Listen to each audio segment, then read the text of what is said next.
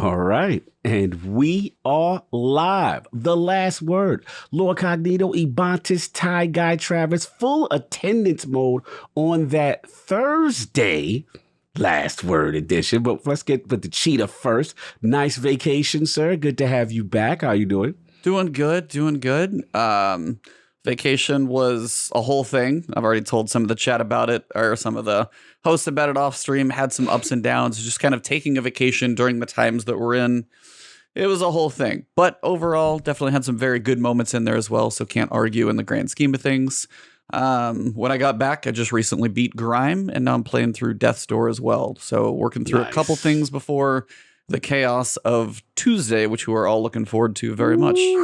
What about you, Travis? What have you been up to, sir? Oh, I've just been sitting outside your door missing you while you were gone for 2 weeks. So I was kind of just like waiting for you to get back. Like, where is he? Sad Where's my cheetah lord? Hello? Yeah. Hello?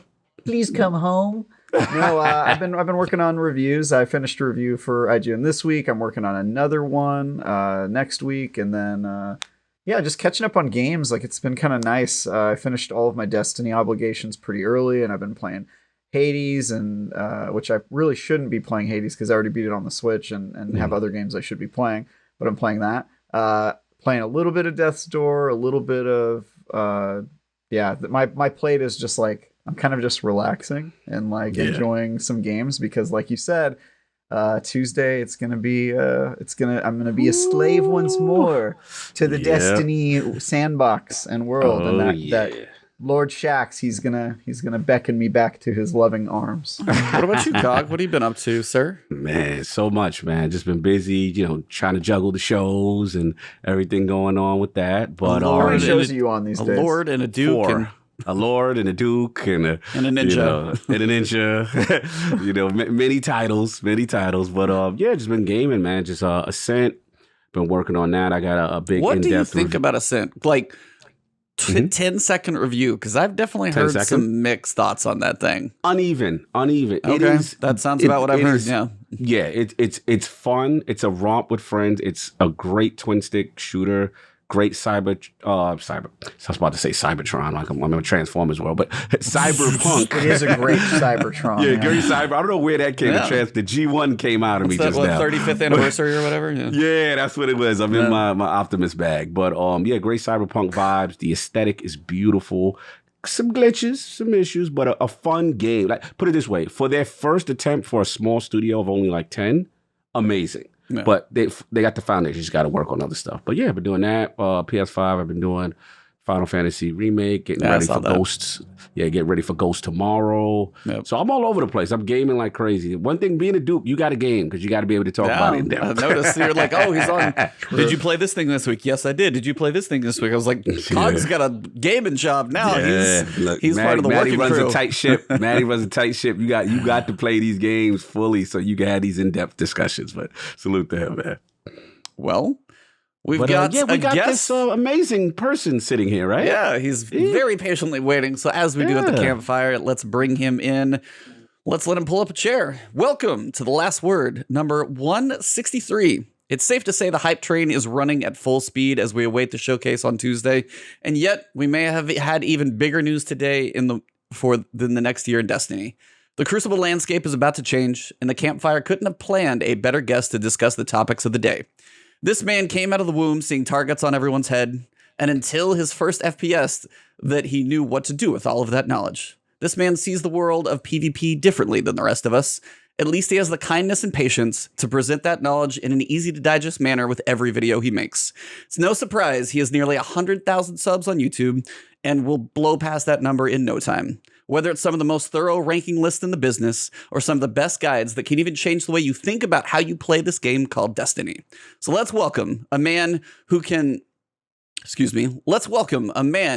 end a round of trials with just one bullet, who has more seventh columns than all of Rome, a lover of the best input method in gaming, a proud member of Voltaic, Synergy, and Encore, and a lover of all things pancakes, and wailing on his guitar from his home in St. Louis, Missouri. The one, the only, Pattycakes. How you doing, sir? Hey, what's up? Wow. What an intro. Welcome. That's how we do it. They're known for it here. Soon you'll never want to leave. I know. I can tell. I would have to remember some of those. What's going on, sir? How you doing, man? I'm doing great. Thanks No for doubt. having me on. I appreciate it. No doubt. No This doubt. is a great show for you to be on.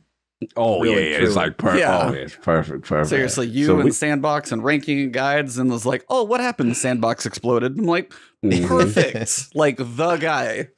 Yeah, No we got a doubt. lot of changes coming soon. Oh yeah. Before we get into those changes, we got to talk a little history briefly. I know it's a big day, but you've got some interesting gaming history, sir. So one thing I noticed, like I said, the FPS focus, which is cool, and a lot of Destiny guys they had their start also in Halo. But one thing in particular that resonated was the LAN party. Oh, Can yeah. you talk to me about the people don't know about that life? Talk to me. So I probably qualify in the boomer group of Destiny players, I think. And Yeah, all of us. so when I was in high school, that was right when the first Halo came out. And at the time, there was no real, I mean, there was sort of online play. It was real janky, but there really wasn't online play for Halo.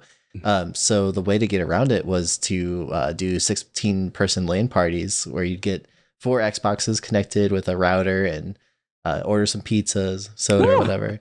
And those are some of the most fun gaming memories I've ever had. I miss those dearly. I mean, they were just, it's just special having all your friends in the same room. So answer me this. Did you ever do a LAN party / situation like that so long that you were still up the next morning to go get donuts?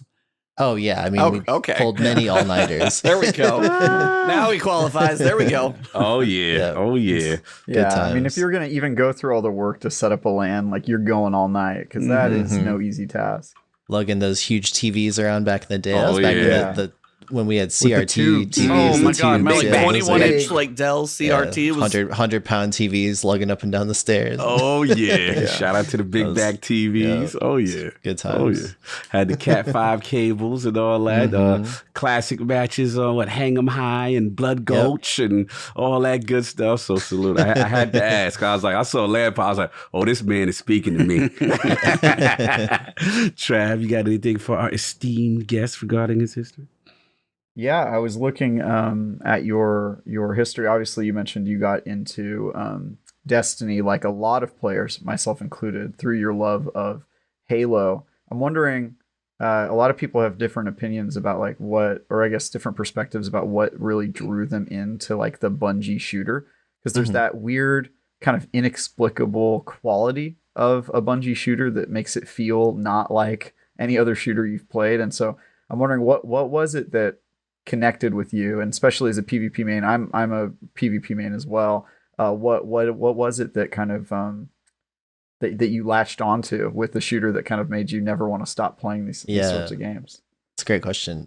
So I think Bungie, I don't agree with every decision they make by any means, but they do a really good job with making guns feel really good. That's one thing that I think that they're among the top of any game developer in terms of just making the guns feel really good to shoot in the game. And they're just mechanics in that sense have been good ever since the first Halo. And I think that Destiny has even improved on some of that stuff. So it's just, it's the type of thing that once you get going with it, it's hard to stop, because it's just, even just running around PvE, it's just fun to shoot things. Like, it's just, the way they've designed the game is awesome. So Oh, yeah. Also, the sound of the guns is always something that to sound me, design's been like really there's good like too. a certain like chunkiness to like a Bungie designed gun where I'm just like, oh man, why does this feel so good to shoot? And there's so much variety too, right? You've got like the Amalon weapons, for example, have like one kind of feel, and then text mechanic is different. It is like each different type of weapon. It can be one auto rifle can feel completely different from another one, even though they're like similar on paper. So it's just they do a really good job with making them kind of unique, and you kind of find the ones that you end up liking the best. So nice. E. Yeah. What you got? Before we just kind of cover your just idea behind content creation, which I do want to touch on a bit, I wanted to ask you to see, obviously shooters are like literally in your blood, like the way you talk about them, love of Battlefield, when you watch you just hit snipes in Battlefield, and this, it's just like, your skills are crazy. But outside of FPS, which is like your wheelhouse, do you have like dirty secret games that you play off of stream that nobody else knows about or anything? Like, what's that's a good question. What's your like secret loves of other stuff?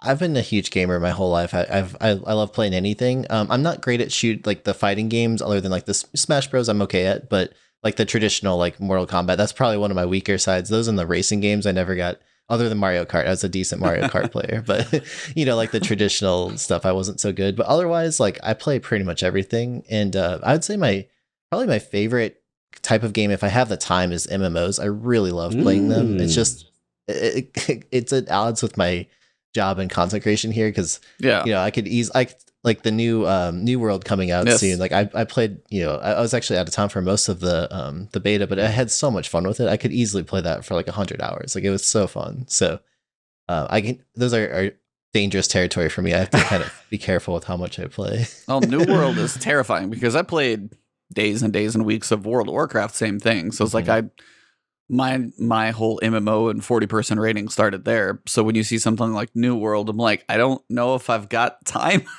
Yeah. Because as you said, it's like one of those things, especially if you want to try and make it even partial coverage for a channel or anything like that, you kind of have to live it to be deep enough to be able to talk about it with some intelligence, which is always the hard part. So no, I get that. Absolutely. But The nice thing about FPS games too is that the skills are pretty transferable. So for example, I've been playing Splitgate a little bit recently. I love Apex, I love Battlefield, Call of Duty, Warzone, like all the different, popular games. And so if you're decent at like Destiny, for example, it's not too hard to transfer over and play something else. Whereas like if you're good at World of Warcraft, that doesn't necessarily mean you're going to be good at like, Elder Scrolls Online. I think there's more diversity between those games that makes it harder to transfer the same skills. So that's one nice thing about FPS game. If you can aim pretty well with a mouse and keyboard, you can play a lot of different games. There we go. Mouse and keyboard for sure. What about you? Look at him. Look at him. He loves that. I threw that in the intro. He loves that. Got some at least now, the podcast is split for a night for a change as opposed to me being like odd man out. That is true. That is true. And speaking of also split as far as subclass and favorite class, and I wanted to get some hunter talk going, man. You know what I mean? So like boy. Yeah, we go. No, this is good. We need balance in the force. We need a hunter, yeah. We need balance. It's, two titans here. All guests have to be hunters just to balance us out. Exactly. We need a hunter in here. So I need you to get, your affinity for the class and then your favorite, subclass within that you like to play. So let's talk about it. I mean, I always tend to gravitate towards like the stealthy, like rogue assassin type players. No matter what the game is, like I love that like kind of ninja type class. And then also hunters are sort of like the gunslinger sniper thing too. So it's like my two favorite like archetypes of characters in any game are merged into one, being the hunter. So I knew I was picking it from when I first started playing Destiny 1. I had a brief stint with Titan when I got Fist of Havoc for the first time ever in vanilla Destiny 1. I switched to made a Titan for like a couple hours, and then sound like E. Continue. Yeah, but then mine was hammers. Mine was hammers. Oh, the hammers, yeah. But then I quickly was destroyed by a blink shotgun blade dancer at the time in Destiny 1, and when I saw that super, I was like, okay, I'm going back to hunter, and haven't looked back. It's fair. Makes sense. No doubt. So, like I said, like I got the affinity because that was kind of what made me get real close to picking hunter. I was like, damn, because I like ninjas and the stealth and the agility and that kind of thing. So I get it. And so again, would it be like Arc Strider? Like, what would the specific like subclass like really? If you could only pick one. Yeah, it's hard because I really do like to play all of them, and I try to make builds around all of them and kind of like stay diversified. If I'm just picking one, probably Spectral Blades is my favorite. I really like. I think the super is really fun. I like the I'm a sniper mostly, and so you snipe and get a headshot while you're crouching and wall hacks. It's pretty strong. But I mean, I love playing Arc Strider. I love Goldie, Spectral, or the Stasis Hunter too is very fun. I'm glad that it's been nerfed a lot because it was how many it was so good that it was the only thing I could justify. What was that? How many 7th columns do you have with that damn golden gun? I'm not sure. I've got a couple in the last week just mess around with golden gun. Flex. It's a lot easier in momentum control though, I have to admit. Oh yeah. Yeah, what you got? So since we've gotten into Destiny stuff, I guess we'll dive straight in. We do this segment on this podcast. Oh God, here we go. It's a long running segment that definitely exists. He created 2 weeks ago. Yeah, and it's called Let's Help Ebontis. And the way that it works is, I ask our guests who are PvP minded to tell us one tip their top tip that sort of that they have for people who are looking to get good at PvP, who are maybe afraid of PvP, or if you're like Ebontis, afraid of everything in a PvP arena because you know it's going to kill you. So yeah, if there's like one tip that while you were kind of climbing that mountaintop to becoming a tryhard that sort of helped you turn the corner, that would be like a good tip to use. So let me try to make it specific. Are there any particular things you feel like you struggle with PvP wise? That could be like, you know, because there's some, I could name a bunch of tips, but it's usually best if there's some particular category you're having trouble with. Come on, E, sit on the couch. I don't even think they let him into the queue anymore. Sit in the couch, man. My man got you. Pattycakes got you, man. Just sit in the couch, man. Break it down. Where the struggles at? A couple times I've played with really high skilled players, and I know certain things will come with time. Even if I actually find myself spending a decent amount of time in PvP, there's certain like situational awareness I get a little better at, but it's when you watch somebody who is at like a different level on movement, it's like nothing else. Movement is one of those things that it's not the only thing, like being aware of what's going on around you, kind of understanding lanes and things.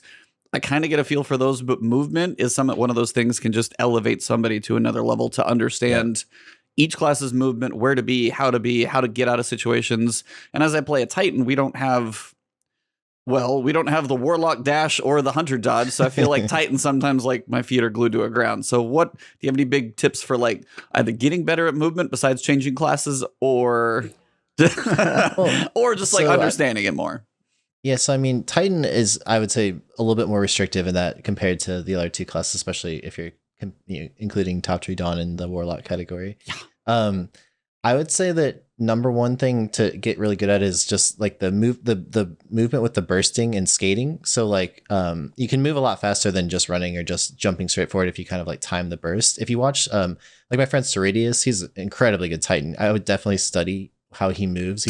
Oh, there you go. Yeah. It's like watermelon. He's a fantastic Titan. So I would probably defer to him more for the movement because I don't play a whole lot of Titan myself. But I mean, that's, just for no matter what kind of class you're trying to improve on, just watch what the top players, if you're trying to get better at Hunter, watch someone like Walla, who's just, has like the movement down so well. Or like my friend Glow, for example, on Warlock, so amazing movement on a Warlock. Ooh. So there's just, you find players that you kind of like their playstyle and try to like break down very specific things and look for those little patterns that they do. Like, for example, you'll catch someone like Walla doing a bunch of like, jumps where he'll bash his head into the ceiling with stompies to get that little speed boost. But then it's not just that. It's like he's timing that with the map geometry to like perfectly hit those angles to, get a lot of speed. Or for myself on Hunter, I like to do a thing a lot where I'll slide into a lane, take a shot with like a sniper and then dodge right out so that you're only exposed to danger for like, a millisecond or something. That's why it's a lot safer than, just staying out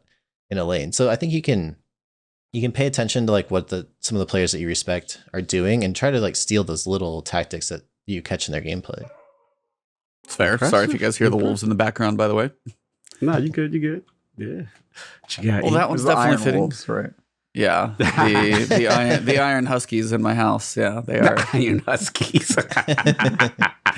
Saladin's pets. Yes, they are a thing. They got domesticated, neutered. Well, yeah, that happened, but that's fine. Yeah. So speaking of PvP, though, as we get into all of this stuff, something dropped today that I don't think a lot of us expected to see. It was leaked a little earlier by one person. Another person we know wrote an article, and then they're like, well, I guess we got to talk about it now. And that is the tweet and confirmation of basically the soft launch of a new anti-cheat. So Bungie is pairing up. Somebody remember the company off the top of their head? Battle Eye. That's it. So yeah, they're basically pairing up. They're going to do a soft launch, it sounds like, for season 15. Seems like soft launches, see how it goes, and then maybe put it into full gear later on. But I mean, I got 3 people who love Crucible in here, and they talked about anti-cheat, which everybody's been waiting on. So I got to get thoughts. I got to go to our guest first, Sir Patty. Thoughts? What happened when you saw this news? Super excited. I was actually kind of more excited about that than even any of the other TWAB stuff today. I mean, cheating it's such a problem, especially, and it's actually kind of reduced a lot of how much I play Trials because facts. I used to be the type of guy who would I'd stream it multiple days each weekend, try to like do Trials help and stuff like that, and it just like it's to the point where you are almost guaranteed to come across a cheater at some point during a 7 game trials card. And like I think 2 weekends ago, I played one card. We faced, I think, 4 cheating teams on the same card, and we lost we beat 2 of them, and we lost our game 7 back-to-back cheaters. It's just like, come on, like that was the last trials I played the whole weekend, and I was with really good players on that card, as the types of players who regularly do beat cheaters. So that's just demoralizing to spend your time, especially if you have limited time to play. So I'm really excited about it. I hope that it is impactful and really helps. I'm a little like skeptical that this is like the silver bullet that will fix cheating. Like I feel like this is one step in the right direction. I think they're smart to approach it with like the legal side of suing a bunch of these cheat manufacturers, having hopefully a better anti-cheat built into the game. I still think that some sort of like a paid wall for like trials or like the more high end things like that would help. Like so you have to put some money on the line to play those things. I feel like anytime it's just purely free you're still going to get a lot of cheaters in there somehow or another. I don't know of any anti-cheat that exists that's perfectly effective. So even stuff like Valorant has problems. I was going to ask that question because I heard it mentioned other places. Battlefield, being as that is going to be full price. I mean, there's not a free to play anything with regards to it. Do you think that? Are you excited for that at least? I'm actually. It's so funny. Like I've kind of changed my thinking on over time. Like I used to be so excited for free to play games because I was like, oh man, it's a lot more players. And now I'm like, I personally would kind of prefer something to be I'd prefer it to cost money if that means that there's going to be less cheaters. Like it's that's a benefit enough that I'm willing to pay for the game. So I don't know. Battlefield's going to be like either $60 or $70 depending on the platform, I think, for the base version. So we'll see. I mean, that's a pretty big deterrent if you have to pop another $60 or $70 out every time your account gets banned. So not a whole lot of people can afford to keep doing that over and over and over again. So we'll see. But I do think this is a good step in the right direction for Bungie, and I hope that it helps things a lot. Travis, absolutely. What about you, man? What was your initial reaction when you saw Sauron's eye on Twitter? I am stoked, man. Yeah, I mean, I kind of had it leaked to me beforehand and confirmed it with somebody I know. Exclusive. Inside sources. What? Exclusive. What up? But he's got connections. He works at IG. Yeah, I'm kind of I'm like Pattycakes. Like I don't think this is a silver bullet. I don't think it's going to fix everything, but it will improve my confidence a lot. And as somebody who intentionally does not play on PC because I'm a PvP main who can't deal with cheaters, like it's kind of scared me over to the console space. It'll be nice, especially with crossplay coming in season 15. My entire clan plays on PC, so those are like where my PvP bros are at, and it's gonna be great to be able to play with them with a little bit less risk, because for me it really is about the time, man. I don't care losing to some cheaters, whatever. It doesn't bother my ego. I don't care about my KD. My KD is awful because I'm always just experimenting and don't care about my KD at all. It's not about that. It's really about like if I invest 45 minutes on a trials card and then I lose because of some cheaters and it just washes away all that time, and it's just like I might as well have just not done that, just conked myself on the head for passed out for 45 minutes. That is a really painful feeling. And so anytime I can avoid that, I think would be great. I don't know if this is going to solve a lot of it, but it will undoubtedly improve the situation immediately. And then I think it will get better over time as this service starts to kind of understand the Destiny landscape and really get in there and start to kind of analyze what needs fixing and what safeguards they could put in place. But I'm bullish about it, man. I think this is going to be the beginning of something really, really great for Destiny PvP, and it could not be coming at a better time with crossplay. So very excited. Yeah. I mean, I'm there. I mean, pleasant surprise. This was something. I'll be honest, with PvP, I was losing faith a little bit. Like Travis said, I mean, he knows Trials is my heart. Obviously the Trials of Osiris from D1, and that was a mode every Friday I look forward to. Fridays was a special day for me. And then with D2, with the fumbles with Trials of the Nine, and then they brought it back, and we've had our ups and downs with as far as the loot and stuff, but the main thing coming from PC, right, which I was on after when I left console for 60 frames per second. But, you know, when I went there, it was like, yo, Fridays, let's do it. And it was just so discouraging just to see the wall hacks and just things that when you're getting killed, you're like, there's no way. There's no way. You know, when you got that look, there's no way. And it got to a point where I'm playing trials reporting people. The meta was me reporting people after the match. And I'm like, yo, we got to get him. Sinister's in there now. Like, yo, make sure, yeah, that one right there. Report, cheating, did this behavior. And I'm just like, and it zapped my love. It zapped my love. Even on good weeks, I became like the super casual, which is just go for the 3 card, get the weapon, you know, and then bounce. My desire to go flawless completely eradicated. And I went to console, and it was better, no doubt. You know, it was a little better. It was less cheating. But this is what I want to see. I want to see an attempt to really do that. Now, I'm not completely familiar with BattleEye, but I heard good things. I heard it's one of the better ones. You know, I think Fortnite uses it. Rainbow Six Siege uses it, I believe. So I did some research in that regard. And you know, it's the right direction, man. Like Pattycakes said, is it going to stop everything? Is it this silver bullet? Like, no. But you want a police presence. Yeah. You want them to know. You need some patrol in the street, right? Yeah, bro, because they were so roughshod disrespectful with how rampant they were and just create another count. It was bad, E. It was bad. It was the Wild Wild West out there, man. So now it's like, okay, is a sheriff in town? Granted, it's free to play, you know, so it's not, you know, like Pattycakes made a great point, like with Battlefield.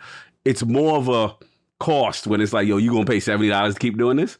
You gonna pay 70, right? Whereas this free to play, I get it, but yo, this is finally the direction we want, and hopefully with the trials changes that they hinted, right? Yo, I might be getting a little excited again. I might be getting hyped. But E, I know you're not the biggest PvP guy, but like in general, was the news pleasing to you? Yeah, no, I mean, this is something. If you're aware of what's going on in the community at all, it's like people scream it from the rooftops every day. You got Aztecross being like, another week and another TWAB without, like, I mean, it's everywhere because of how rampant it is. I mean, when you see clips on Twitter of like an AC-130 dude coming through with an infinite rocket launcher just bombing the map, I mean, the fact that can exist and not throw up a red flag in the game somehow, you're like, how is he still? That should be like an instant switch, be like, you fired 1,700 rockets in 4 seconds. Maybe there's a flag somewhere that triggers and says that probably shouldn't happen. I actually saw a couple other things. So it sounds like they filed 3 more lawsuits against cheat companies. And then also it looks like they were looking for a data scientist as well to help with, I guess, this type of thing. If you're looking at, hey, you have a 99% accuracy or something like that, and be like, hey, well, let me go watch this guy's play or something and see how this all works. So a combination of, you know, more litigation to hopefully stop this. You know, it's like it's a hydra, you cut one off, 3 more are going to grow back type thing. But if they can get the anti-cheat in place, it's something that you have to choose to install, it sounds like, as well. So you're going to have to install this to play. It's going to be a little harder to get around. I mean, there's cheats where you hear like it's running on another machine with AI analyzing what's going on. I mean, there are crazy cheats out there that these people come up with because apparently nobody likes to play for real anymore, but yeah, they're doing as much as they can at this point. They finally actually like, hey, this is a company, multiple litigations are out there. Somebody leaked it early, but hey, DMG's like, well, you know, here it is. And it's as much as I think they can do at this time. We'll have to see where it lands, but I'm hoping this catches like the glaringly obvious stuff, the aimbots, the like, you know, AC-130s, all that stuff seems to be hopefully stuff that this will catch, which is, you know, if somebody catches you ever so often, you're like, maybe not. But if it's like the obvious, oh, you shot me halfway across the map through 4 buildings, that probably shouldn't happen. That's the stuff I'm hoping to see go away. Because then at that point, if you play, you're like, if you question it every so often, but you're like, this is just trash. So I'm glad to see that it is getting to a point to where they are actually owning up to, hey, we're getting one, you're going to install all this stuff. So be curious to see where it lands with the soft launch, and then when they say, like, by the way, if you do it anymore, you're like gone. I don't know how they're going to work the soft launch, but still excited to see it come. Trav, what you going to say? I was going to say, you know what I don't get about the whole cheating thing, especially cheating in trials, is like, if you're going to get caught and banned, which a lot of these guys, like you said, they get banned and then they start a new account. What's the point of cheating in Destiny if your account gets banned and you have to create a new one and then you're like earning rewards on this new account that doesn't have any of like your old stuff. Like, doesn't that? It's money.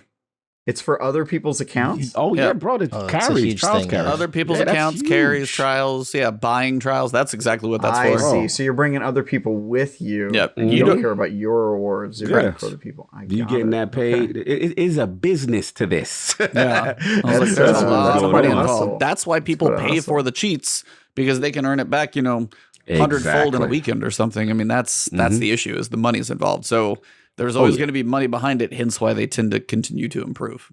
Mm-hmm. Wow, that's actually kind of brilliant. You got to hand it to them. Yeah. Oh, yeah. They was hustling out here. Oh, they was out here. They're working. They was working. They was. Yeah. This is like income for some people. When we all found out about the trials trading, like I as soon as I heard about that, I was like, that is brilliant. Like, whoever thought of that is like a genius. That's like, I would never have thought of that in a million years. It's real. Like I said, I'm just so happy that the complaints, the everything that the community was going through, they had something. Apparently, this was supposed to be in place since like May or something. Like, this was in the works. So yeah, it's just gonna be cool when we get the formal announcement. And like Travis said, we know it's confirmed. So it's coming. It's just good to see for the PvP community, man. So once you get the foundation clean, then you can really work. Then I say I'll let off with the maps a little bit. Like, get the foundation right. Once you do that, everything is good. Then I'll take my loss like a man and be like, okay, I got outplayed. That was that. It's funny. It's funny. I've been playing Splitgate, like I said earlier, and one of the things that struck me in that game is that they have like a map voting system, right? So you're about to get in a map and you get to choose like one of two ones that pop up or like a different one, and people vote. And I was just thinking about, like, in Destiny, how much that would improve the map situation, because I think most players, it's not so much that there's a lack of maps, which there are, but it's like playing the maps you don't like over and over again without any ability to influence except for leaving and rejoining, and often it puts you back in the same one, or it's like, or it puts you on another map, and it's just like, there are a couple of really good maps, but you don't get to play them that often, and it's just like there's not many other FPS games that you have no control over which map you want to play. Yeah, that's a good point. I feel like that would be a good way to mitigate the, if it's going to take them a long time to make new maps, at least let us have some autonomy on choosing which map we're going to play. I feel you, brother. Or they could put more in the game that they took out for no reason. Really? They can do that too. They can do that. I mean, I still don't understand that. Not that a lot of those were big losses, but still, it's just good. I feel you. But it's a good day. It's a good day waking up to that. Great day. Yeah. And then as the hype broke Twitter and apparently also the Destiny servers, at about 7 or 9 a.m. whenever DMG tweeted out, he's like, hey, everybody just tweet TWAB. Anybody who follows Destiny stuff on Twitter, it's like trending number 2 or something right above OnlyFans, which if you know the joke, you'll get that one, but you can move on behind it. The TWAB Paul we do is good. Broke OnlyFans. Yeah. If anybody no, I'm just kidding. But basically, we knew from the previous days, DMG had said, like, basically, holy crap, this is a giant TWAB. And then somebody showed a picture of like page 11 of 17 and 6,000 words. So we're going, okay, we get a novel today. So we have a lot of stuff to cover. I'm not going to touch everything in pure detail, but I'm going to get, obviously, with a lot of Sandbox Crucible people in here, this is the TWAB for them. So we are going to hit on quite a bit of stuff. There are going to be timestamps on this one. So if you're watching it on video, watching it on audio, you guys should be able to click through, see if there's anything that interests you. First big thing about the TWAB, they actually go through and define a whole bunch of terms. What they want to say them as, kind of internal and external and stuff like that. I don't want to go into too much detail on these. I know some people would love to break it down. People like Firing Range, our friend of the show, Teddy. Patty as well. It's like all of these. You might want to. Yeah. No, it's like so. But there's certain ones that you got fall off, projectiles, shotguns are the big 3. Fall off, they talk about the fall off minimum and maximum. Basically, like the fall off start is when your maximum damage starts to go away. Like the maximum range that you can hit your full damage. And the fall off end is when your damage of your gun is at the floor. Whether it's a shotgun and it's 0, whether it's an auto rifle and it's 2, that's the lowest it can do damage as far away as possible. The second one's projectiles. They had hit scan versus non-hit scan. Pretty straightforward stuff. If anybody doesn't know, hit scan weapon, basically it instantly hits as soon as you pull the trigger on your controller or click the mouse button, wherever that cursor is, minus, aim assist and calculating everything else, it calculates a right then. Hand cannons, auto rifles, bows when they're fully drawn, things of that nature. On the other side, you have non-hit scan weapons. Picture a Jotun, a bow, non-fully drawn, grenade launchers, things that have travel time, have physics, things of that nature.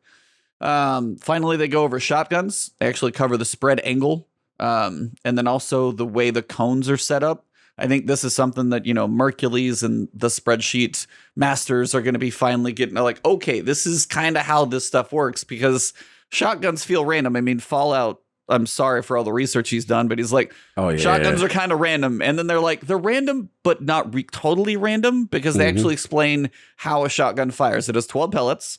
There's one at the dead center. Then there's a inner ring, which has basically like a pie cut into fourths. And in those fourths, somewhere those 4 pellets can fall. And then the outer ring is 7. Basically, it's divided up into 7. And in those little 7 chunks, that's where the other pellets can fall. So you got a single bullet, 4 around. And if you've ever gone up to a wall and fired it, you've seen this. If you ever have fired a shotgun pretty close. But that actually kind of explains how the randomness, kind of how it looks like it rotates when you fire again. There's some change to it, so it's not always going to be the same, but there's a general idea to it. And you're doing this, but based on my experience with shotguns, I think the rings are like a lot bigger than you would think. Like, just unless you're right in front of the thing, it's probably smaller rings. But they're more like cone rings, right? Because they're it is. I get what they're saying, why it feels random, because all of us have had that shotgun shot where we're like, what? And it just a few of those just escaped the cone and kind of flew off into the you get like either side of it. It's like sometimes you'll map someone from like way farther than you feel like you should have, and other times you'll seemingly whiff. But I thought this was so cool. It was actually one of the things that I would love them to do more of, is just give us this kind of detail, because I've suspected they had some sort of a system like this, but there's no way to really know unless you're buddy with the dev. So I thought it was really cool that they shared this, and I've spent so many hours looking at shotgun patterns on the wall trying to understand how it works in Destiny. So it was really cool for me to read this and kind of have some mental model. And I also think it's really cool that they are starting to share more of these definitions of different things, just because as a community then we have like a common terminology to describe things. There's so much confusion with like bullet magnetism and reticle friction and all these different things about how the game actually works mechanically, and it's really nice to have some terms introduced by the developers that we can all use to talk about these things. Yeah, I completely agree. I just think that all I think about Trav, and all I can think about is Teddy, because these are the discussions I would have with Teddy in the party chat, and he would be so frustrated as to like, why isn't Bungie transparent on how things in their game works so we can understand them better and we can utilize them better? And which is a hilarious complaint in a game, because no other video game is held to that standard. Right. That's what I was going to say. Nobody gets to know what Call of Duty's cone angles are like or anything. Nobody does this anything else. I want to know your shotgun's algorithm for how the pellets are being distributed is an insane request of a player. Like, that's like something maybe a developer on the PvP team would ask on like their first week of the job, but like not something that you would expect a community. But that this is the magic and the curse of Destiny, is they have that they are treated like other games aren't because of their community and their popularity and that sort of stuff. But yeah, Teddy always cracks me up with his requests. He's like, why aren't they showing us the angles? And I'm like, I gotta defend him a little bit, because there is a lot of randomness with things that they introduce, and sometimes you don't understand, like at least with perks and stuff. Like I could definitely say for I'm like, okay, what does perks that I would mean? like some more transparency on. I get that, but like, what is a shotgun spread in any of, like, what's the shotgun spread in Battlefield? They're not going to tell you. EA is not going to be like, well, this is exactly how the function of the spread works, and this is how the cones. It is crazy that the players are so entitled to, like, I should get to know what your code is in your game. Like, that's wild. I'm with you on the perks. Like, we should know how perks work. Perks you should understand decisions with that. Yeah. But yeah. My thing is just perks, flavor text when it comes to sometimes like when stat bonuses, like range, like where the what bars, is that? Those sometimes bars are undefined. Right. Sometimes you'll do something in the game and then you'll see the flavor text live in the lower right corner of whatever that action and sometimes you want to know specifically, okay, what does this really mean? What is because sometimes the exotic itself or the perk itself doesn't properly describe what's happening. And that's all it is. You know, I remember things like back in the day with just like Suros regime. I would like a pet peeve of mine was like the intrinsic perk where it's supposed to heal you.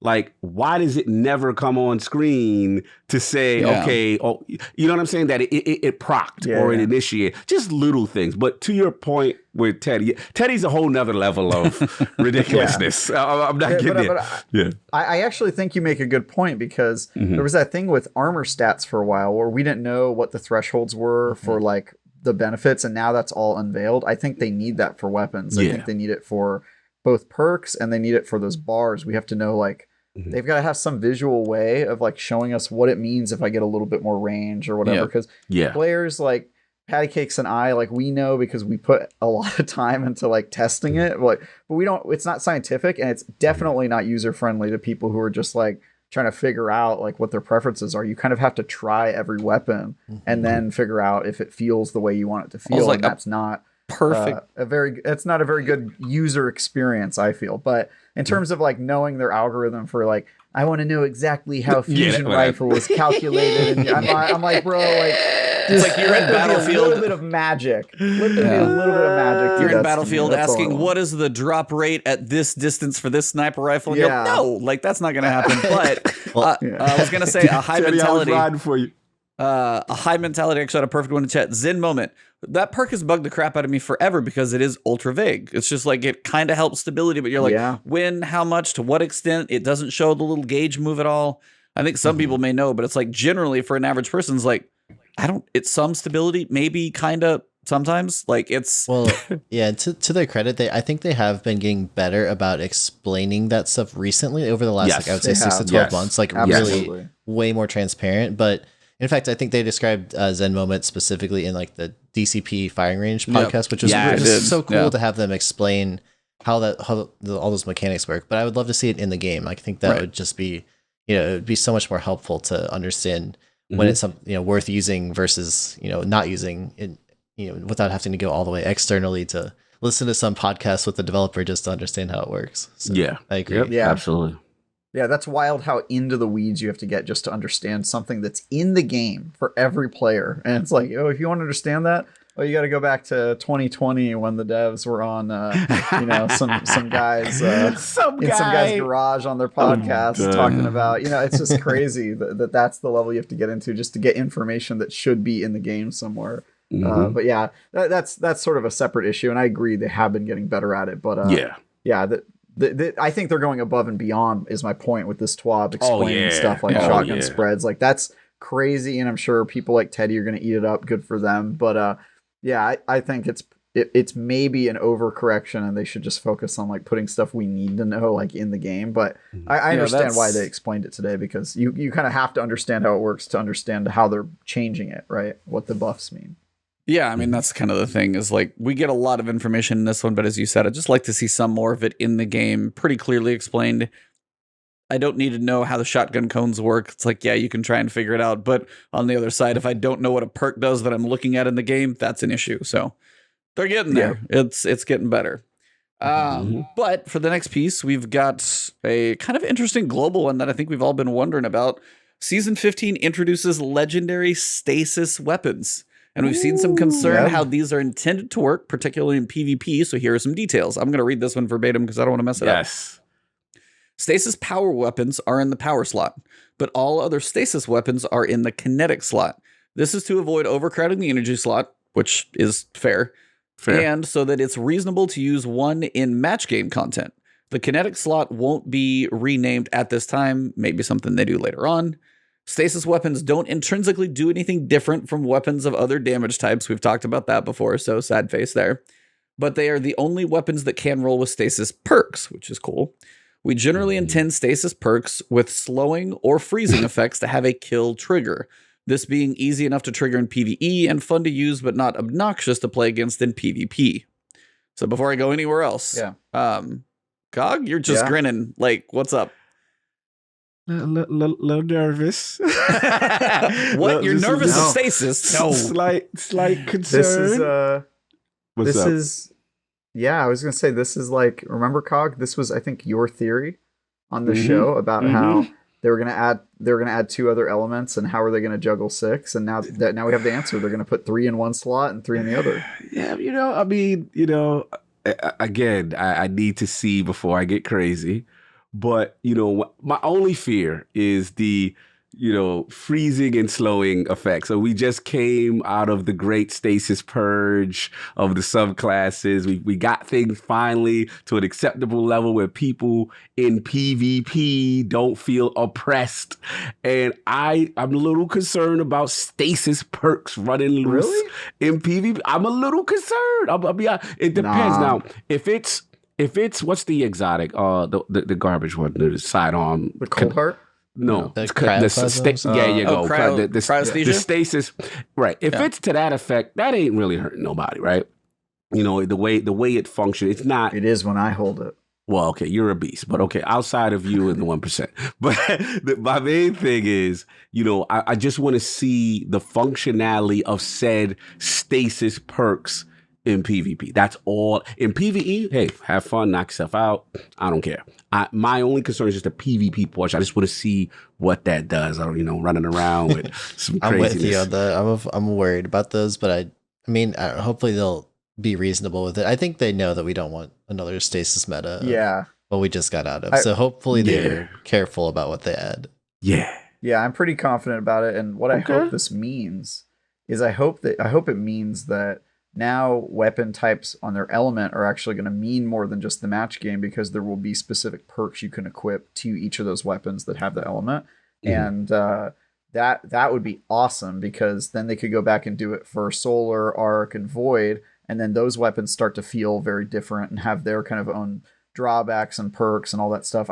Because we were all focusing on the element. We were like, oh, what if Solar had like burn damage, damage over time and stuff like that, and I think what they want to do is they want to separate the elemental damage that happens from your subclass and your abilities, because those do have stuff like stasis freezes and that sort of stuff. But they're separating that from like weapon effects that are going on through the mod. The weapon effects just normally they just take down shields, but then you can do mods that sort of give them more kind of specific stuff to that. I think that's brilliant. I actually think that's like a great. My mind sort of was racing when I read this, because I was thinking about like, if I was designing this game, like why would I set it up this way? Right. And I was just thinking like, oh my God, they're going to have 3 elements at the top, the top kinetic slot, which they're going to rename, and they're not going to call it kinetic plus stasis. So that means there's going to be other stuff, right? Like they sort of have showed their hand, right? Yes. Like, there's going to be we're other going to stuff have light and dark weapons. Yes. Yeah, like they're that's sort of just like if that doesn't happen, like we're all going to be shocked, because it's like so obvious.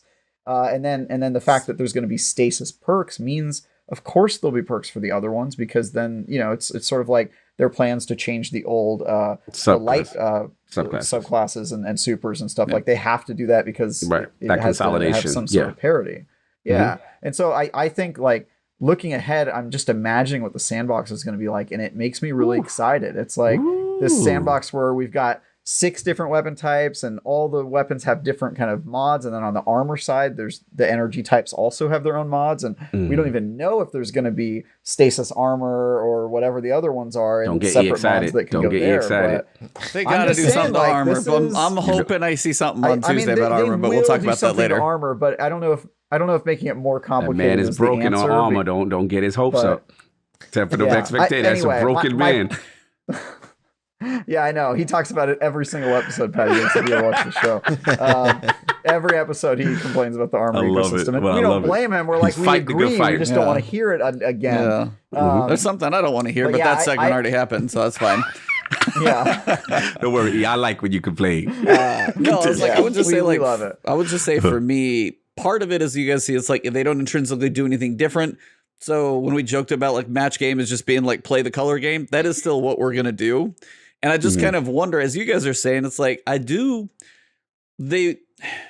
was going to be too much of a bane in the butt. If stasis weapons started slowing you down, if solar weapons caused a burn, if arc caused like a shock or some weird, like the game is not built to do that unless they like probably went so far down in the code they'd never get back out. So this is actually a way, as you said, Travis, to have different perk pools on different weapons. And in the long run, solar weapons get their own things. Arc gets their own things. Stasis gets its own weapon perks that do certain things, and that's a way for them to differentiate, give you more reason to grind different weapons and that type of thing. So it's not like, the true like RPG where I was kind of hoping, because it's still the whole thing of like, if I fire a solar weapon or if I'm like on fire and I get frozen, it seems kind of backwards. But I think with the system they built 7 years into the game, this is the best thing I think they could have done to differentiate the weapons. I will give them that for sure. So just imagine the possibilities, because like that's the reason I'm not super worried about stasis, because my first thought isn't like, oh yeah, every gun is going to have a mod where you can freeze a person. Like there's just no chance of that happening, because the subclasses barely even freeze you anymore, right? So it just wouldn't make sense to put it in a weapon. And if they do, it'll be an exotic or something, like the sidearm or whatever. But I'm thinking like, there's now a potential for the weapons to have like an interplay with each other. Like maybe there's a mod where if somebody's affected by stasis damage, using solar damage like melts them and does extra damage or stuff. Like there's so many like possibilities of how the elements could interplay with each other. And I'm just like sitting here like, if I'm a developer, I'm super stoked about the possibilities of what lies ahead. Shout out interesting. I was going to say shout out real quick to Smitty Spiff. Salute to the last word. The campfire is lit. Thank you for the $2 super chat. Man, salute, Appreciate the love, brother. of course. What were you going to say, Patty? Sorry, I was just gonna say I'm so torn on this whole thing, because on one hand, I love the PvE side of like what could be possible. I want to see the game turn more into like a Diablo like crazy system with all these interactions and like deep builds and reasons to like really master it. But then I get so worried about PvP is like, the community is amazing at finding the most busted things and exploiting them so hard. And I'm just like, man, like what are we getting ourselves into? Because like part of me always wants to like have the more pure like Halo feeling gunplay where it's just predictable and like you know what to expect. So, but I don't know. It's also not. We're never gonna get that in Destiny. Like we're never gonna get that. Exactly. So I'm trying to, I'm always trying to be open minded about that new stuff, but it does concern me just because of we've had so many cycles of this where Stasis is the perfect example of something that comes in a little too hot, and I'm actually okay with that as long as it gets tuned quickly. I think the problem with Stasis was it was months and months and months before it got adjusted. Like if all the changes that happen now happened like 2 months in, it wouldn't have been such a big deal. But it's just, it kind of ruined like a year of PvP. Well, I mean, when you listen to about that. Well, that's the sad thing too, is you said even when they released it, if you listen to Firing Range, they're like, oh, this is going to have to get taken down 4 times. They knew that, and it still took them this long. So that always, again, asks like, I know you want it to really strong so people buy the Beyond Light expansion, but maybe not 4 times needed correction strong. That's why they left it so long. Yeah. And then there's always the business debate that we have too. So it's always very interesting. Yeah. But also from a development standpoint, I believe when they were on, shout out to, again, Firing Range, it was pretty amazing, the devs they had on. And the vibe I got, it's that, what is it, that 2 season ahead cadence? Yeah, it's about 6 months. Yeah, so once they put it in, it's more of a development thing where it's like, okay, yeah, we are realizing it's hot, but we ain't really have the development cycle time to be able to tune. So it's like, okay, we're going to have to get to that later, and they're going to have to deal with this coming in hot for a while. And I think that they get caught up in that cadence, and that was the way I felt it was described in that interview and stuff like that. But yeah, I think, like you said, E, they know, as a dev, going in like internally, like, yeah, this might be a bit much, but we just ain't got time right now because we're working on the next 2 things or whatever, and we'll get to it, kind of deal. Come over to my side, Pattycakes. Let yourself be hyped, because like honestly, the Destiny's never going to be balanced. We know that. Halo Infinite is there if you want the pure arena multiplayer. It'll be out this fall for you if you need that. But let's just. No, I'm usually the pessimist on this panel, and like right now, we switch I'm like roles. pretty stoked about this. I'm not afraid. I really am. That's funny. I tend to try to be more optimistic and then get proven wrong in Destiny. I feel like it makes me happier if I as opposed to just like assuming that everything is going to break everything, because you can either obviously go either way on most big patches. Like for example, the slide thing that happened, like maybe it'll break the game. I don't know. My hunch is that it probably won't be that noticeable, kind of like the recoil changes that happened a few months ago. So like I try to, generally speaking, think optimistically. It's just that I also feel like this system it's like with great power comes great responsibility. They have to be careful of how they implement this. Oh yeah. I feel you. Now, Patty, I'm with you. Well, my 1 More changes coming.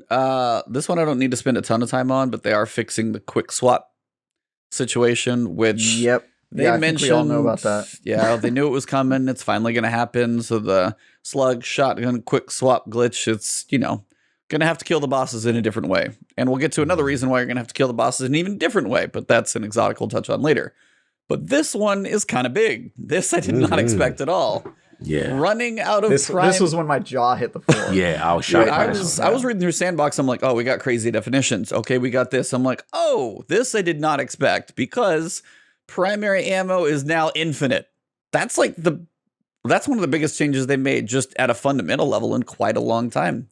So a couple other things primary mentioned. ammo is actually kind of gone because you're not going to see it drop anymore. Yep. It's not something you ever have to worry about. No mods for it. It's just kind of gone. Yeah. So speaking of how that changes things up, they said inertia override. By the way, can somebody tell me what that does off the top of my head? I forget.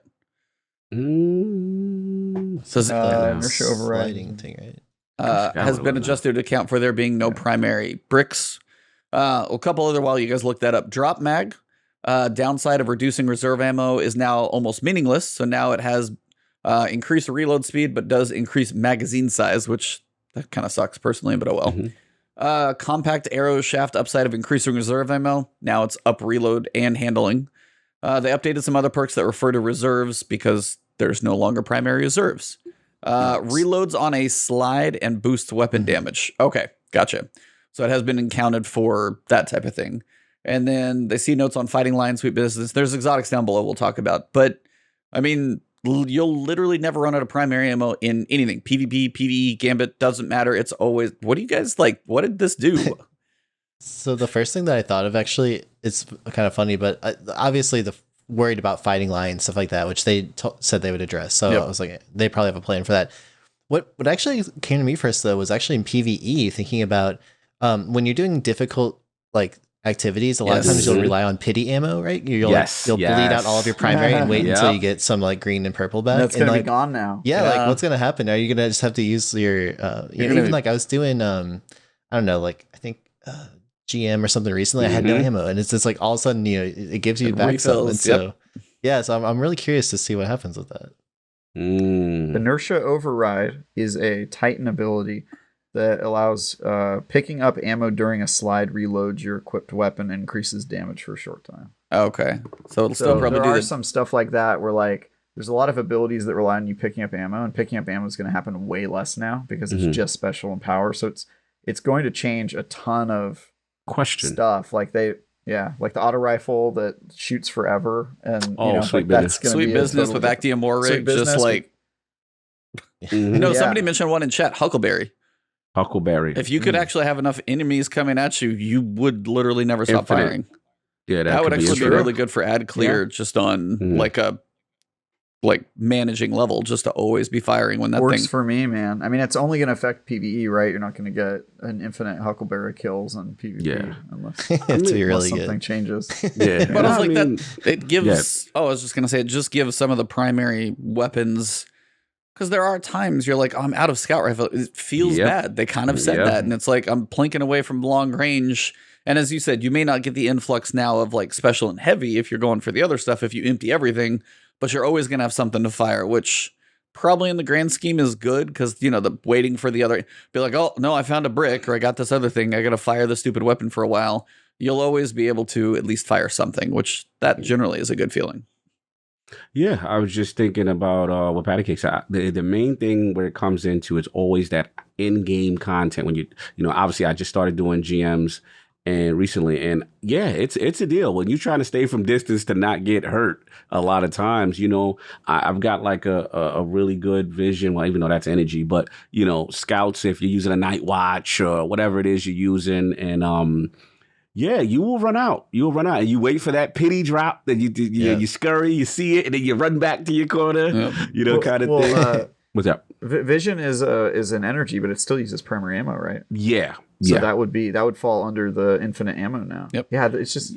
Are there any exotics or specials that use primary ammo besides Fighting Line's the only one. Grenade launchers and stuff? Fighting Line's the only one that I know of. Fighting Line. That's literally the only one they mention it down below.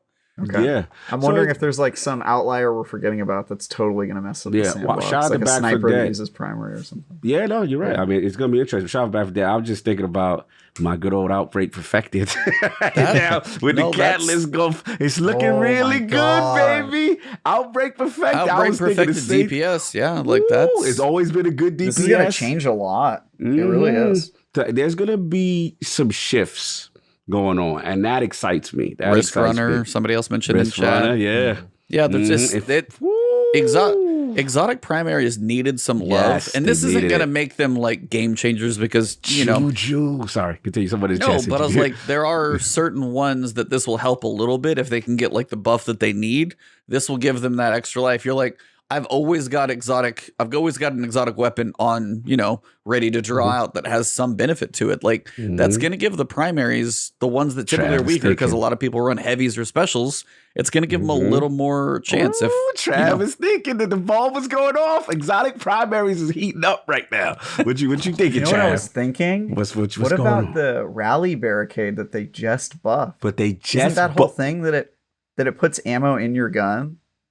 Because it used to be that it would like give you ammo, but they changed it. So like if you have infinite ammo now, bro, exotic, God, that might actually be good. Right, and they've made a point to say as we go on with the 12 that they are looking at making exotic primaries more viable. Because let's be real, we do end game content. It's like, yo, what heavy exotic are you using for, you know, said activity to make it easier? But this is a subtle yet fundamental change that has epic proportions, and I'm excited. Man, a lot to look at with this one. Yeah, dude, COG, because like, why would you, if you're in an encounter where ammo is at all a concern, and you have to make your entire build about like juggling heavy ammo or special ammo, why wouldn't you just choose an exotic primary that you know is never going to run ammo, and then all of you guys just jump on that, like. And mind you, remember God. they killed scavenger perks, didn't they? They did double scavenger. They killed. Yeah, double scavenger's not going to do anything. They're making it a point. Yeah, they're making it a point that like primary is going to have more value.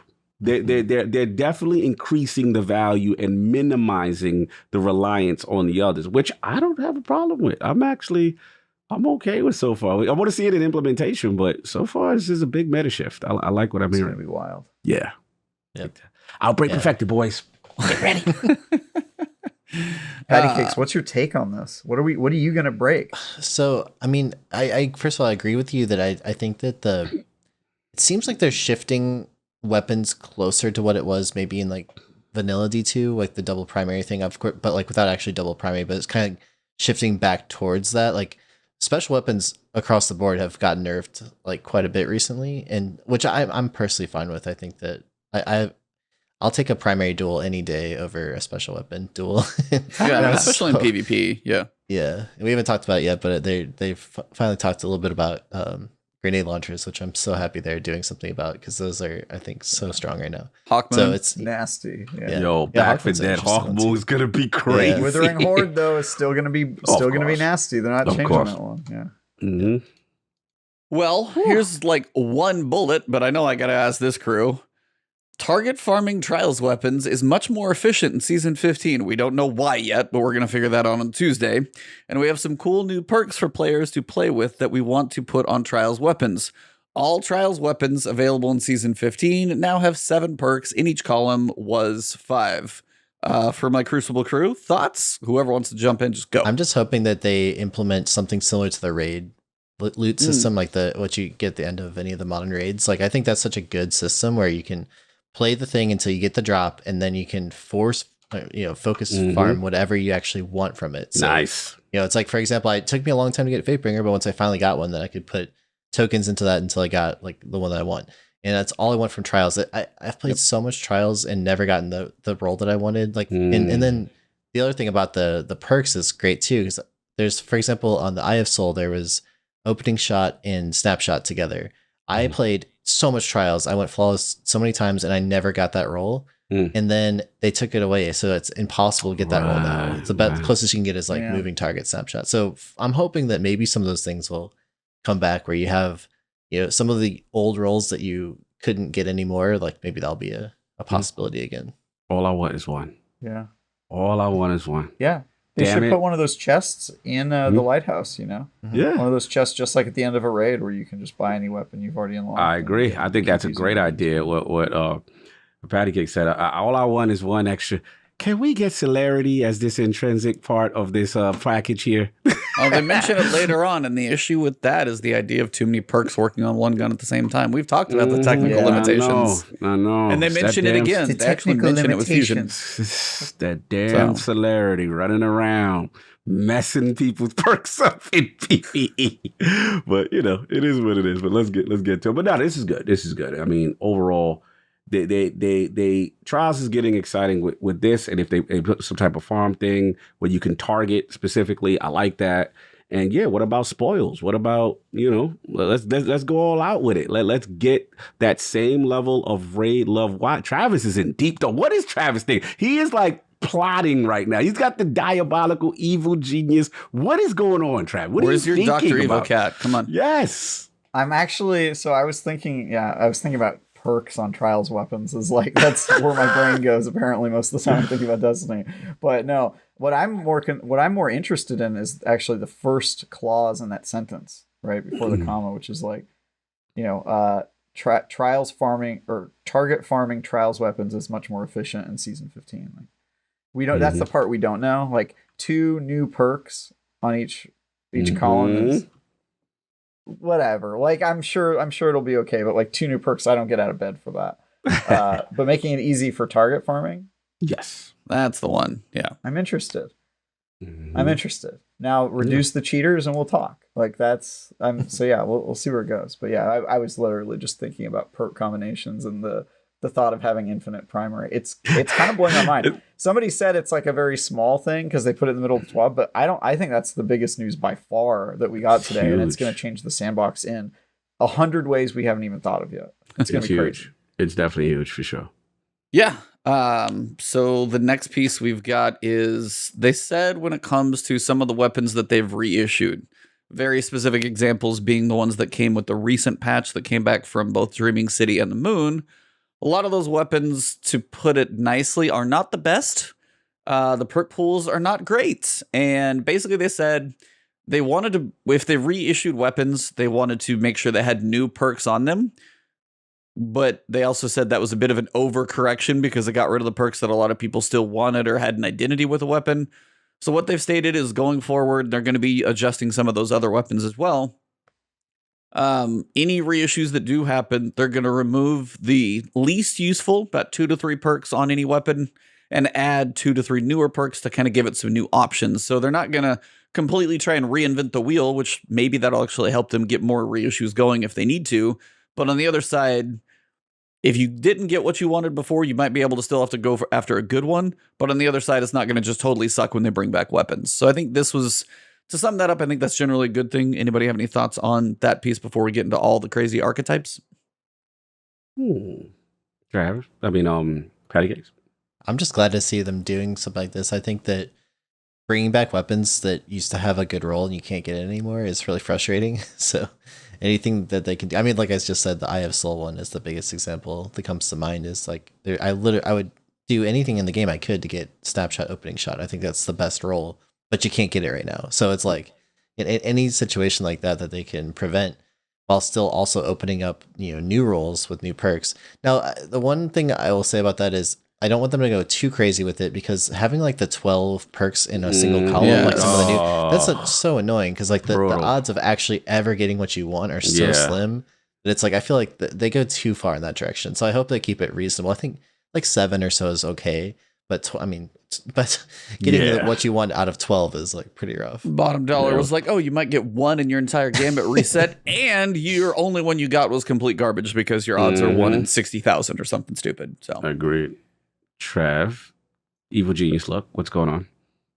Oh, sorry, I'm still thinking about perk combinations. That's just all he's on. That man is in he's in the lab. As you were. He's in the lab. I love it. I'm probably not going to play like this weekend because but I'm already like kind of You're already scheming. I already, love it. I I'm love already it. scheming. Yeah, I sorry. love it. That's the Sandbox minutia. I love it. You sit there and you start thinking in combinations. You start thinking about the new meta.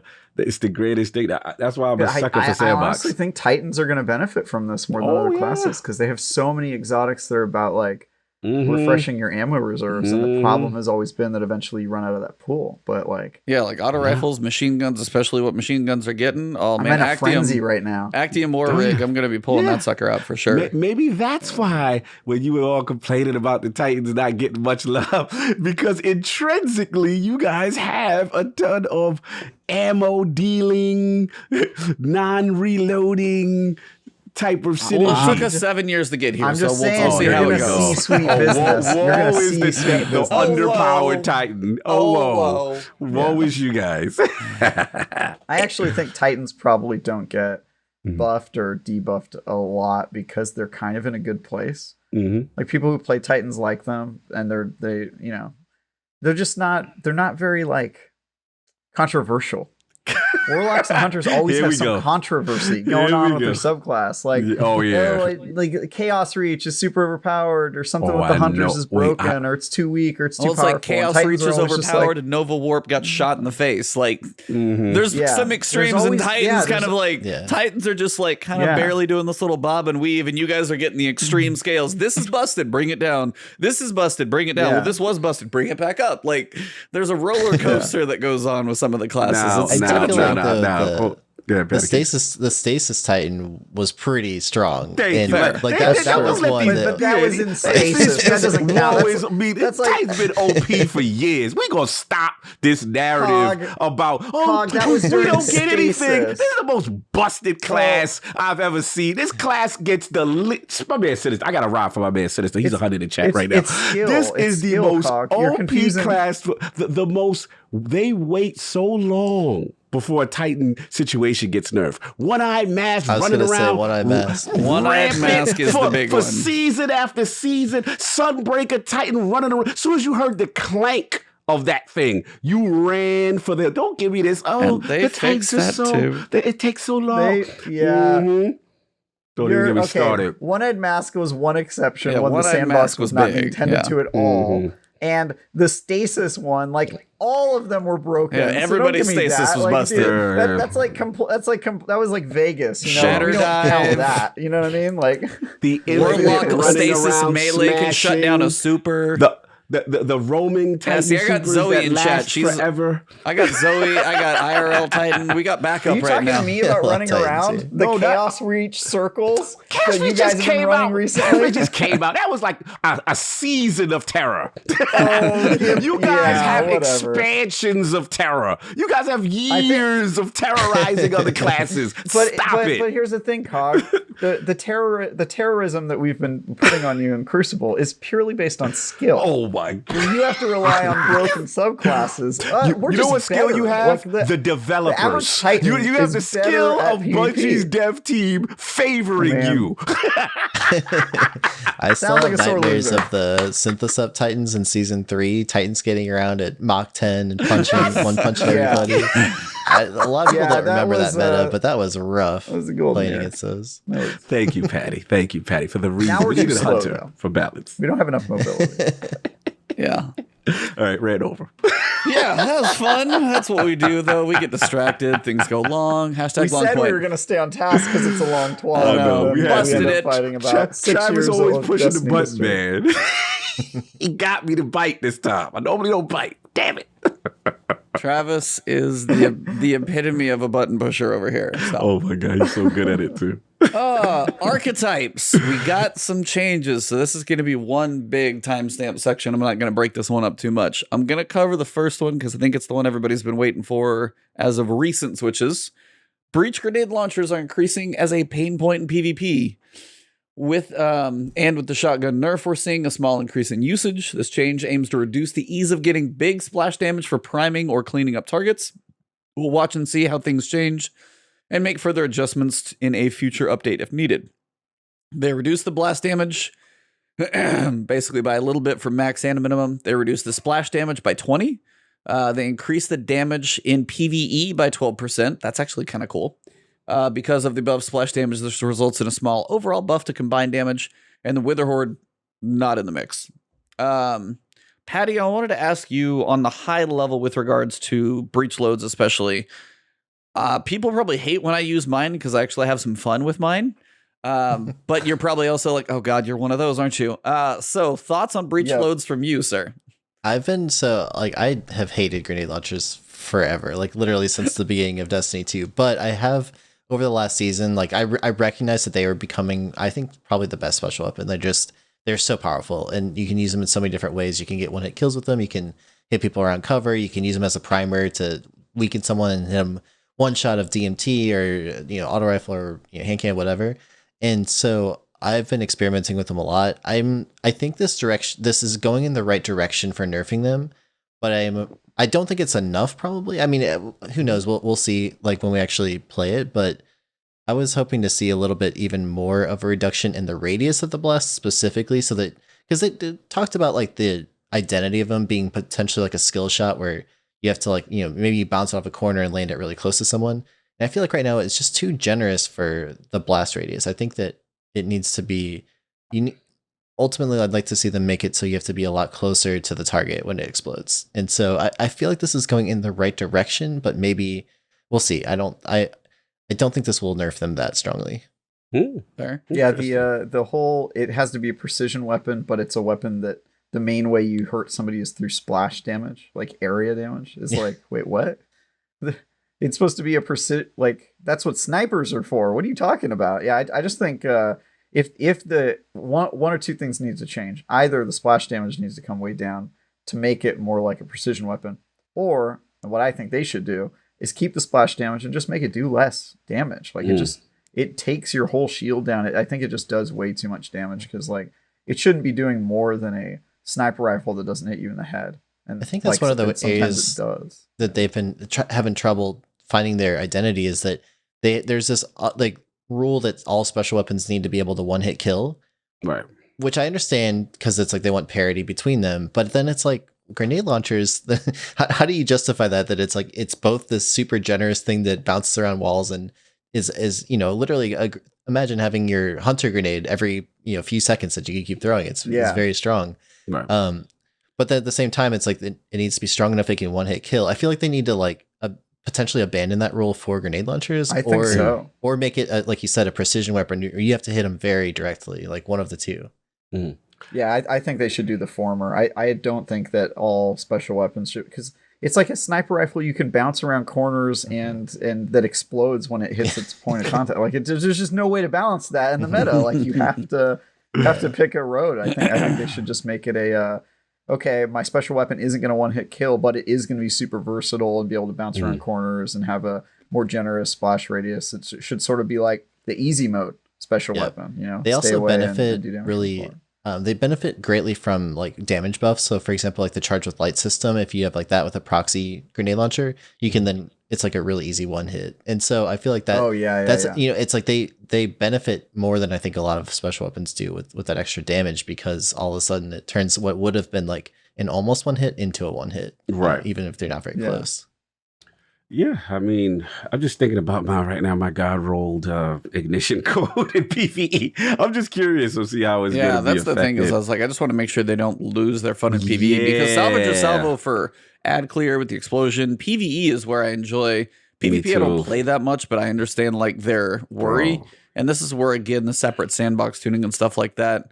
Hopefully, one doesn't reduce the fun of the other. They said they increased the damage, but now if like the explosion radius isn't as big. Yeah, if it's a tighter, you're like... I'm worried because I'm worried about missing shots and people. Now, thankfully, I got a slide shot roll with mine, but it's that reload thing, and I just want to see how that plays out if it's so not generous with the splash damage in PvE.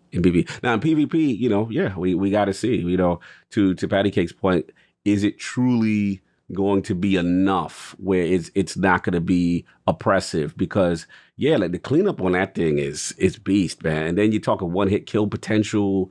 It's a very versatile weapon that, like you said, the uptime is pretty high. I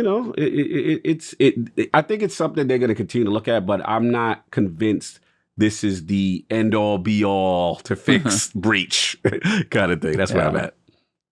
It's fair. Pretty straightforward one next. Machine guns, 20% in PvE.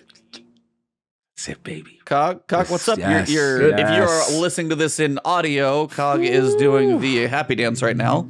What's up, sir? What are you looking forward to using? I got some. Let's talk about the 450s. I haven't used 450s in a while, so I'm thinking about that commemoration from the raid. You know, with those reconstruction perks going on. Yeah, you know what I'm saying. I'm thinking about good old Thunderlord, baby. We need some Thunderlord, yes, man. I miss it.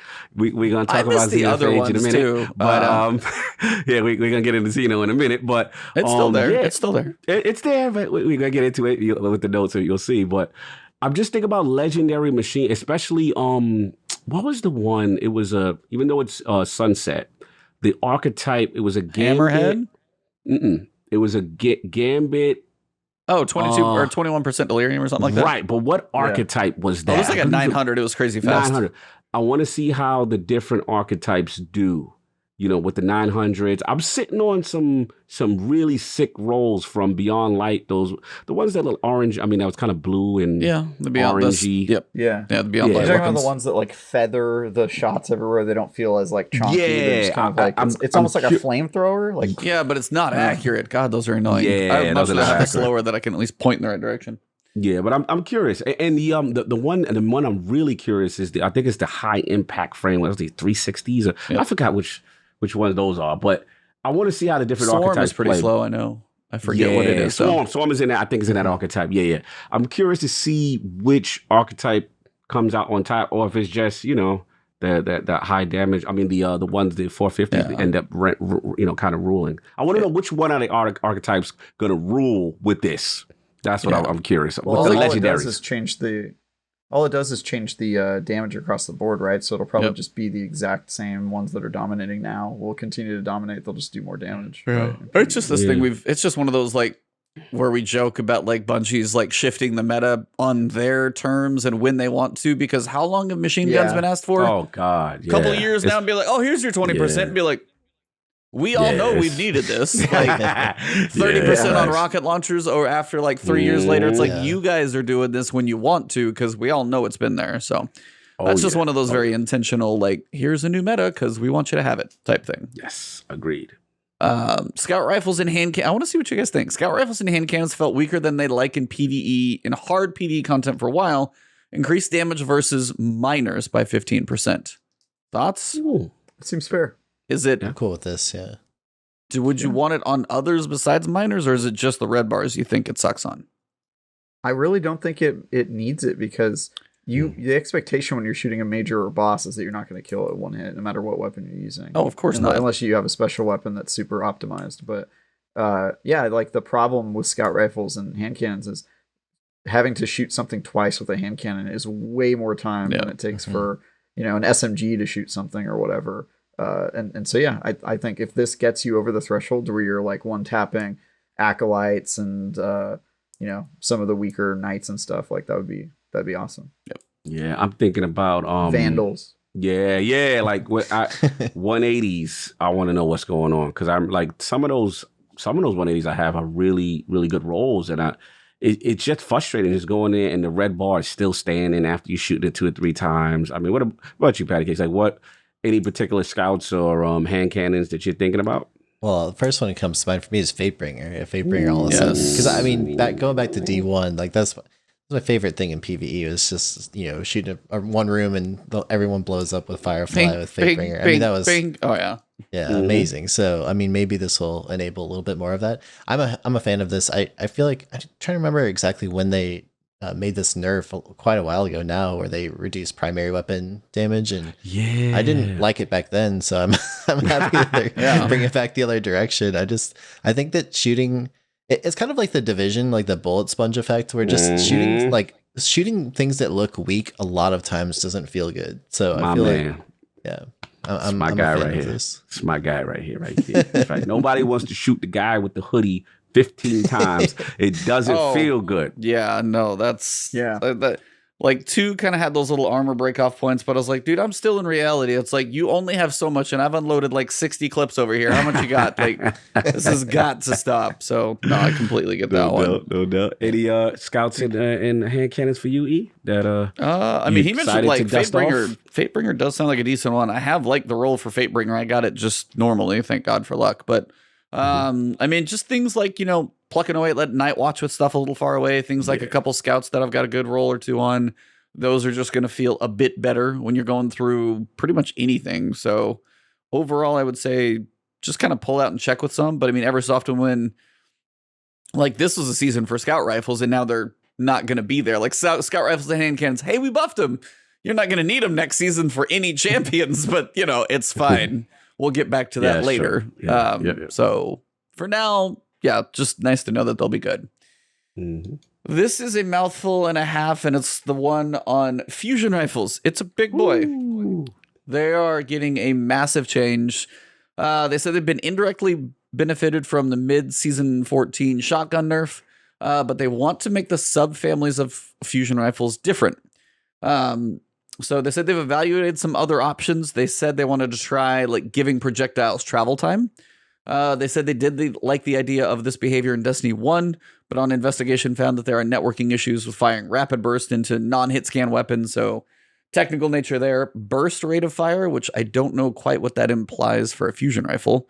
I said this would. They're talking about like how it comes out of the like guns. Ding, ding, like almost in like little chains. Got it. Yeah, I believe that's what they're talking about. Yeah, this would have meant touching design data and audio for every fusion rifle we've ever shipped.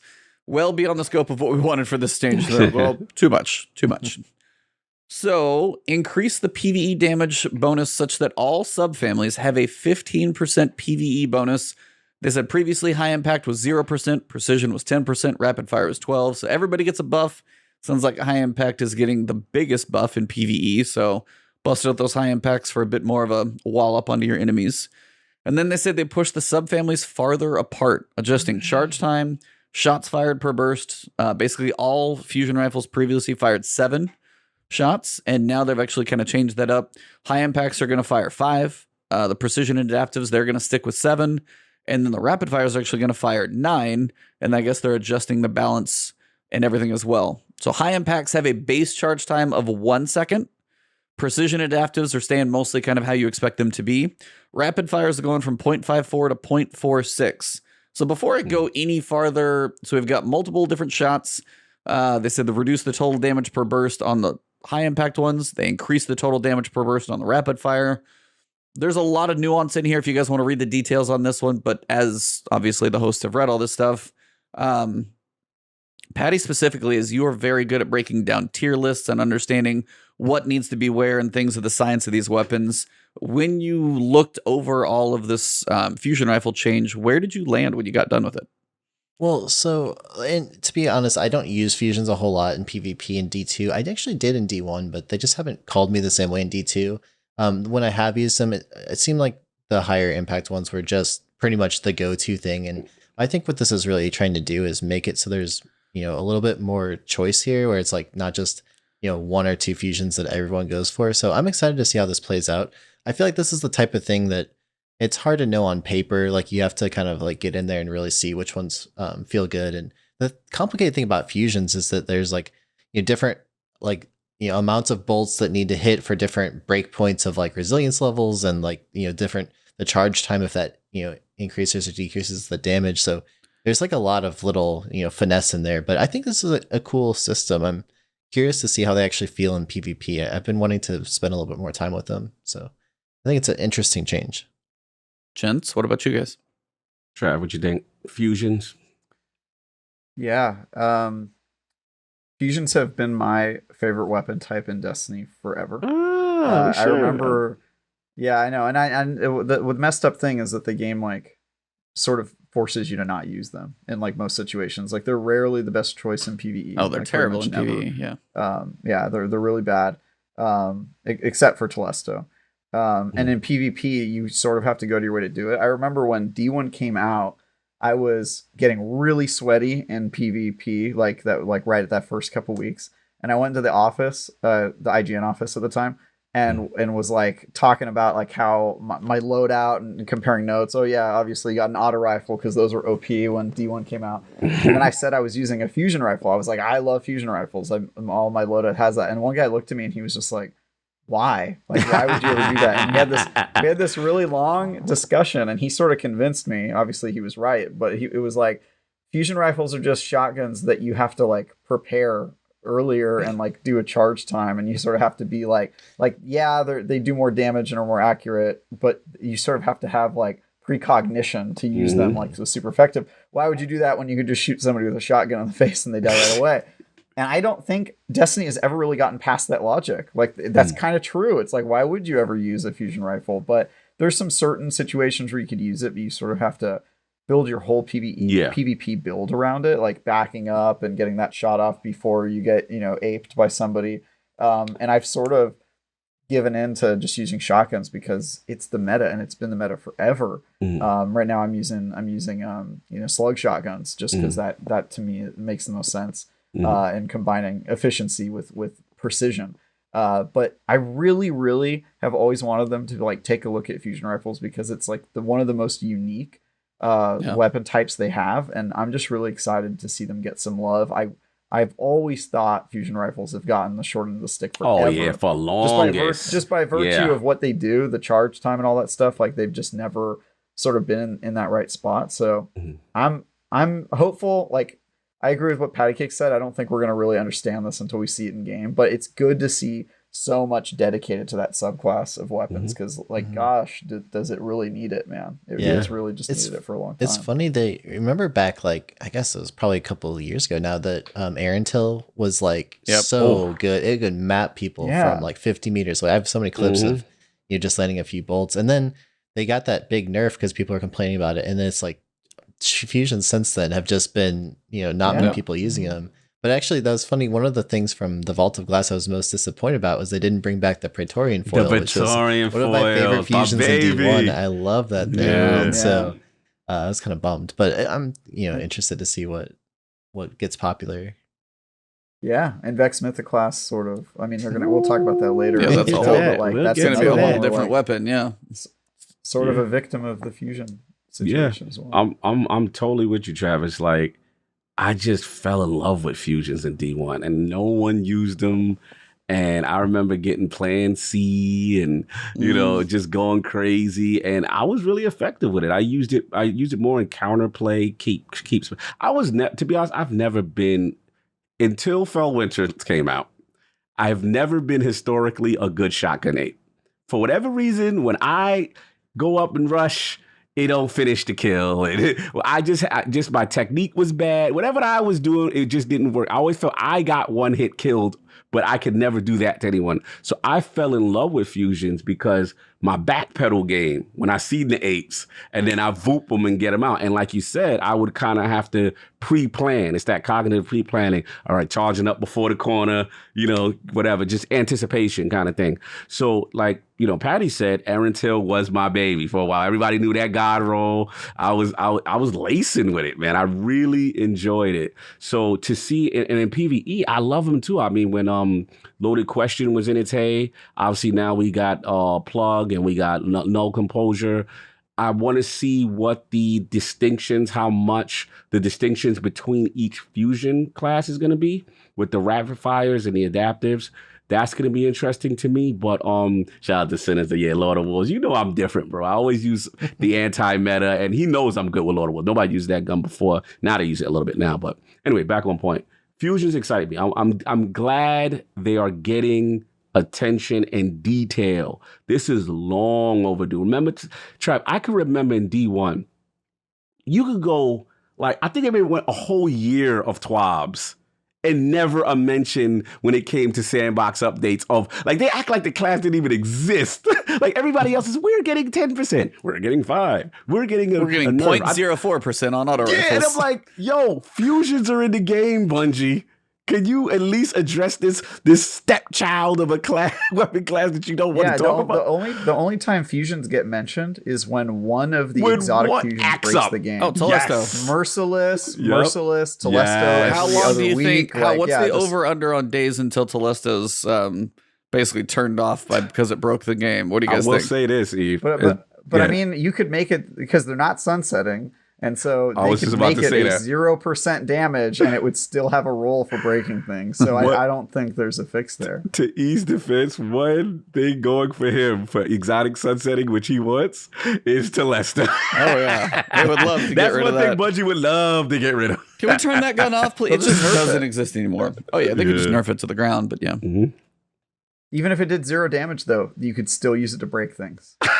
There's really no way out of it. Somebody's like, Telesto's going to one-shot champions day 1 next season and be like, it's going to be an interesting one. Yeah. Also, due to all of these changes, there's quite a few perks that had to change on account of the way they changed the functionality of the weapons.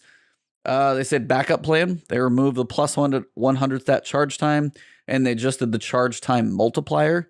Basically, charge time and impact, which is their damage, are linked when it comes to fusion rifles. So when one thing is affected, it changes the others. So they had to kind of go through and adjust perks. You have liquid coils and accelerated coils. One hits harder, one charges faster. They had to adjust what it affected as its only charge time as opposed to charge and impact. So they went through and adjusted quite a bit of these. There's a bit of detail on the adept charge time mod. Does anybody even know much on that adept charge time mod? Because I'm going to be talking pretty cluelessly on that one. Yeah, I never even got one, so I'm deferring to Patty. Patty, I have it. I don't think I've ever used it on anything, but I do own it. So same thing. Hey, you're better than us. Yeah, because why would you worry about the mods for an irrelevant class of weapons? That's why I mean, there's not a whole lot you can. This Plug 1 and Exile's Curse, I think, are probably the only 2 that you can even put it on right now. So it's just not a class of weapons I've really put much time into in the first place, but it'll be interesting to see. I mean, like you said, I think that the way that the damage scales with the charge time is really interesting, and I think that's kind of the whole goal of this, is to balance it out so that there's not such a one clear archetype that's the best. So it'll be interesting to see which ones become popular. Mm-hmm. Especially the next point, E. I'm very curious about this whole masterwork part, the charge time. Oh yeah, so. They said a note on the charge time masterwork itself. Fusion rifle's damage is determined by its charge time stat, similar to how most other weapons' damage is determined by their rate of fire. Masterworks can only increase weapon stats for performance reasons, so it's not possible to change how charge time maps onto damage without big changes to how the charge time stat works. So they're investigated doing this by making the masterworks a perk, but that would cause fusion rifles to exceed the perk budget, resulting in bad things happening. Remember, this is the technical limitation that, engine hopefully ever, maybe, probably not. With the fusion rifle rework, we feel that this masterwork is more viable. It now rarely reduces bolts to kill, so may feel not... This was worded weird when I read it before. Yeah. So may feel like... I don't think that's written. Well, they're just basically saying, a lot, for example, accelerated coils in the past would be bad because it would charge a little bit faster, but it took a whole extra bolt to kill, which is a huge problem on a fusion rifle. That's makes it much harder to land the one-hit kill. So I think that's just what they're saying, is that this hopefully, I guess, when using that, won't make it so that you're gonna step down to a whole nother bolt being required. I think that's the whole goal with it. Gotcha. So they just changed up the fusion rifle stat order. Apparently, the order of the stats listed on the weapons wasn't the same as everything else for some reason. Fusion rifles sound like they've been neglected. So finally, somebody's like, fusion rifles, please. And apparently, it got a focus team. So they went big on it. They said the big change in fusion rifles, including all exotic fusions. So we'll be watching for any major issues. Over under on 5 days for Telesto to break something, but we'll see if it's any faster than that. All right. Now, more fun stuff. We had armor last week. This week we have weapons, because exotic weapons obviously fall into the world of a weapon swab. The first one, pour one out, everybody. Hope you enjoyed your time with it. Anarchy. Come on, boys. 2 main things. They reduced the total reserve plus magazine ammo from 26 to 16. And the reserve plus ammo, that's if you're wearing the mods, I think is the way that's written. And the reduced damage by 30% versus bosses, but champions are not bosses. All right, I actually think those debuffs are perfect. the two biggest problems, Anarchy's always had way too much ammo for that gun. Like it just has never made sense. It's one of the reasons it's been so strong. And specifically, it's broken against bosses. It's just the standard go-to for melting bosses. So I actually think these are like the perfect way to debuff it without completely invalidating it. It'll still do as much damage as it always did. It'll still be good at clearing ads and killing champions and that sort of stuff. It just won't be, the go-to. Actually, it's not even go-to. It's basically mandatory. It's like the mandatory weapon to kill bosses. So I think it says a lot right. That the common way to use it is to like make a little fence around every door as your DPS weapon, and then also use it on the boss. Right. Like, yeah.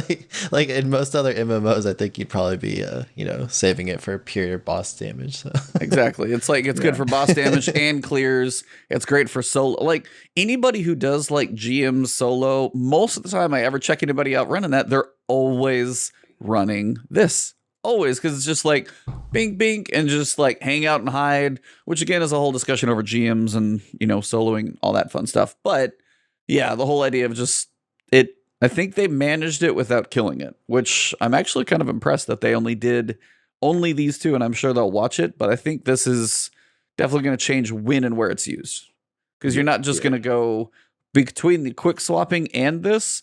That whole methodology is kind of over, it seems like, because the quit swapping and Anarchy, like throw a couple on there and then do your quick swaps. They kind of nerfed all three of those pieces of it. So that seemed like a big focus of what they're going for. Yeah. I mean, it was the perfect weapon for every scenario. Yeah. Like it literally could do so much. And then with the breach and clear meta, they gave us our fun. Oh yeah.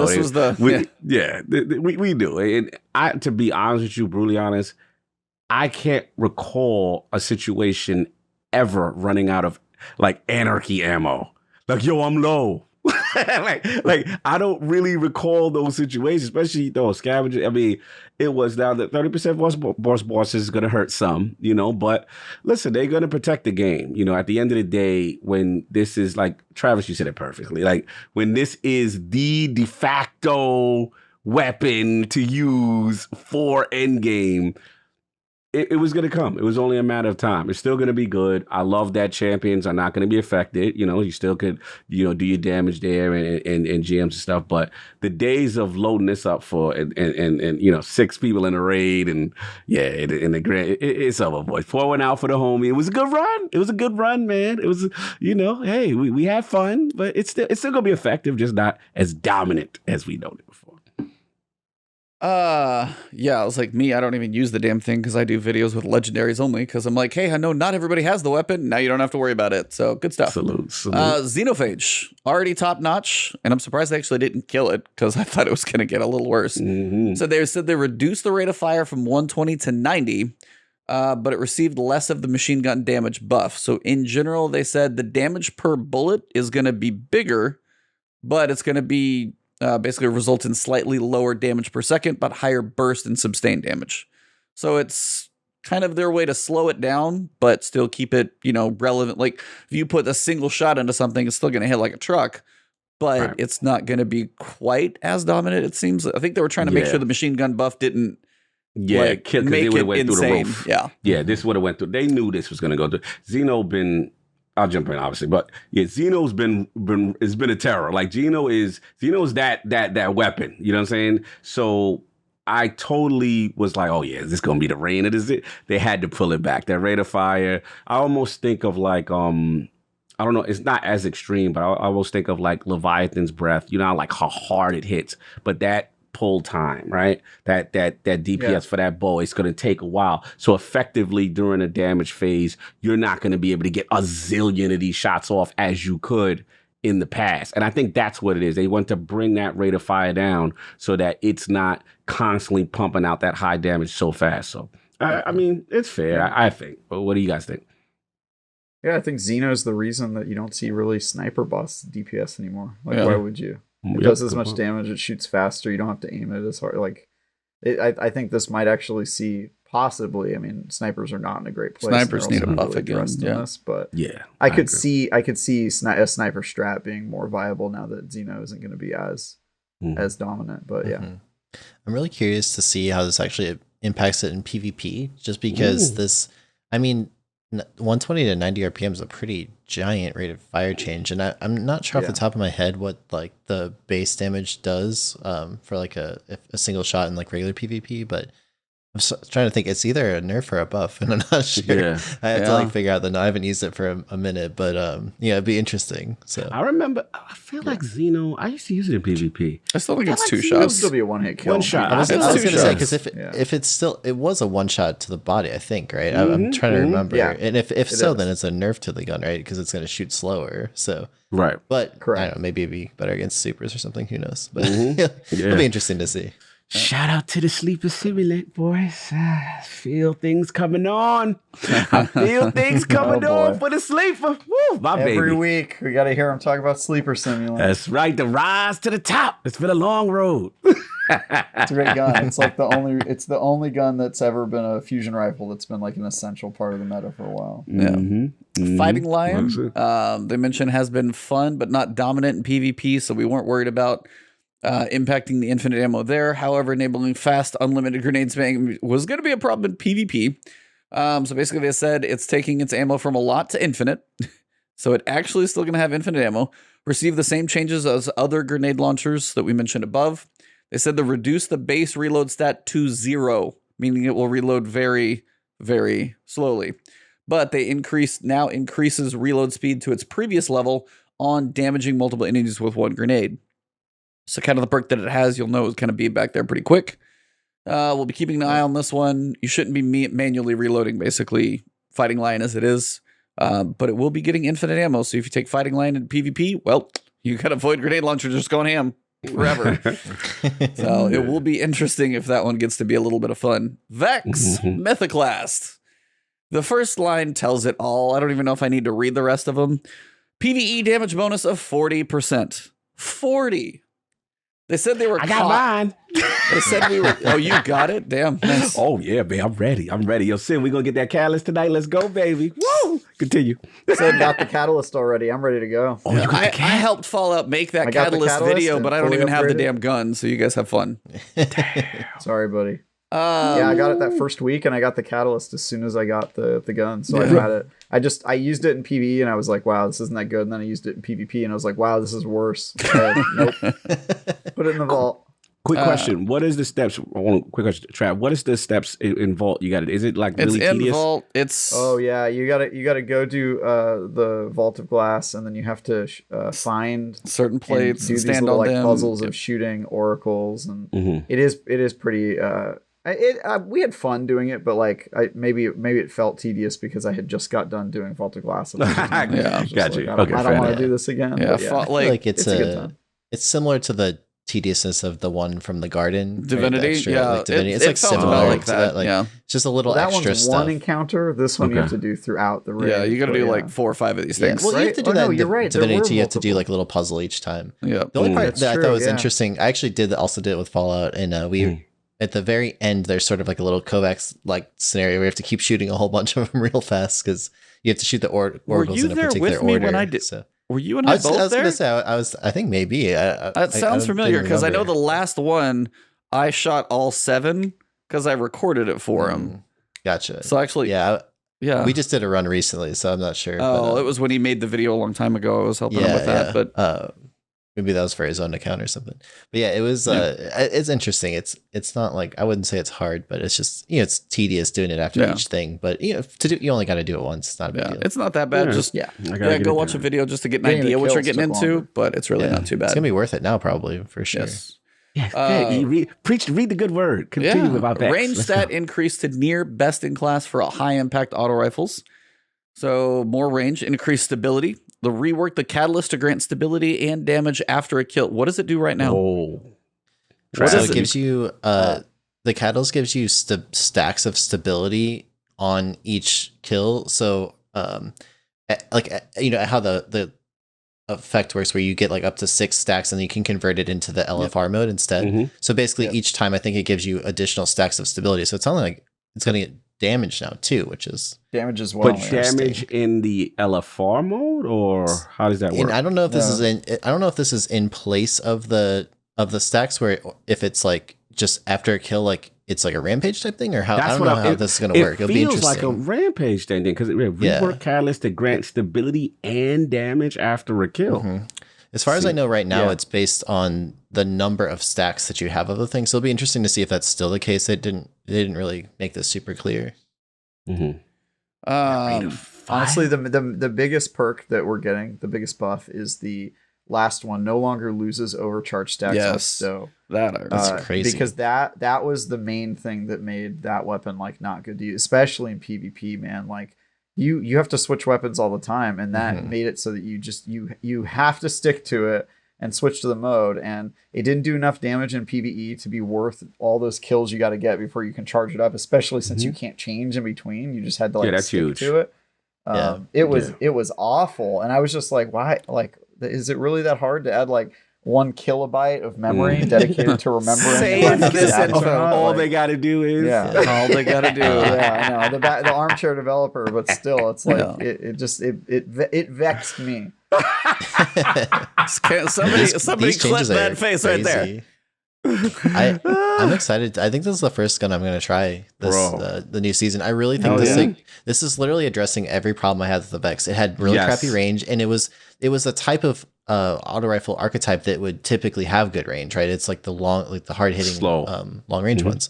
So that's improving it. The stability felt terrible, and it was just jumping all over the place. I imagine for controllers even worse. It was bad on keyboards. Awful of control. So like that's another huge thing.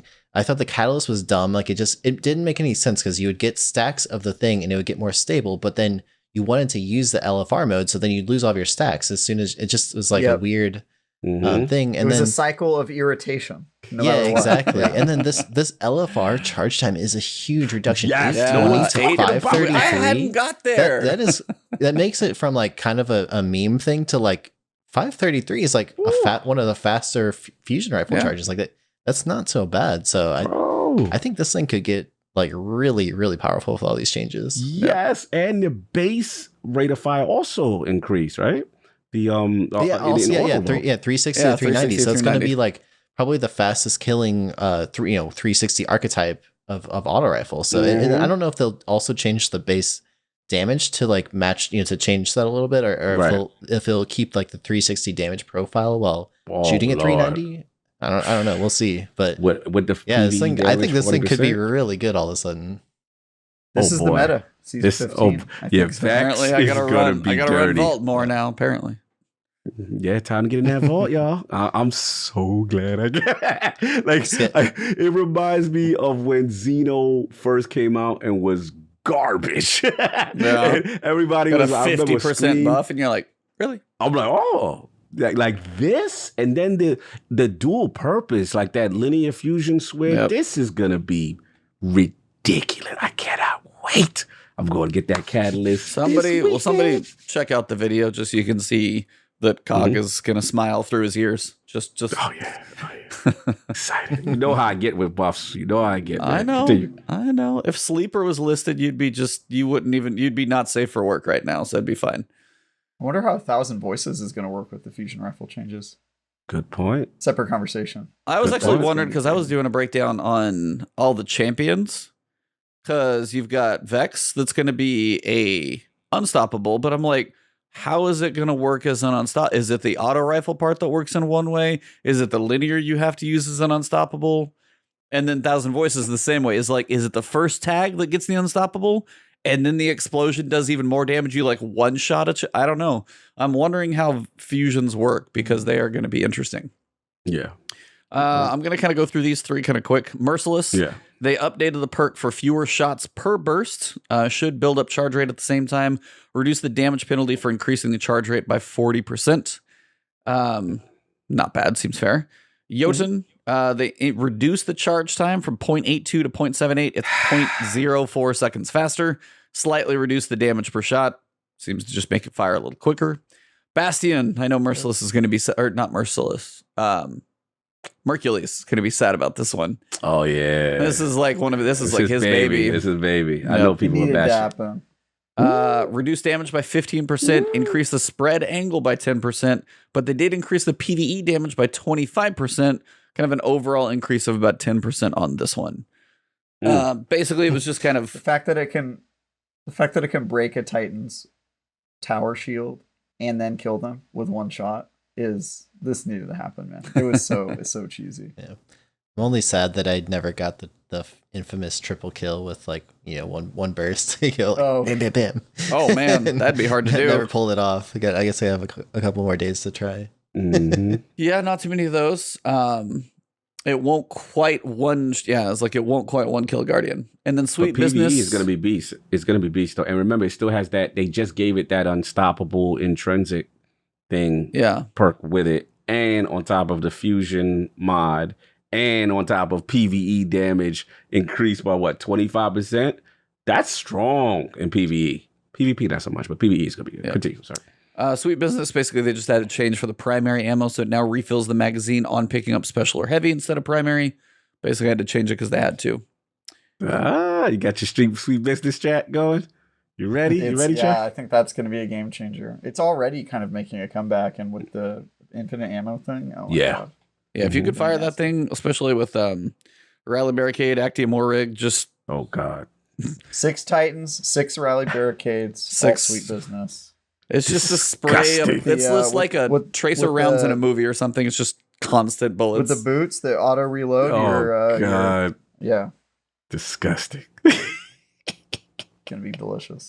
Couple perks they want to change. Firing line. They basically reduce the damage bonus to 20% precision damage for all supported weapons.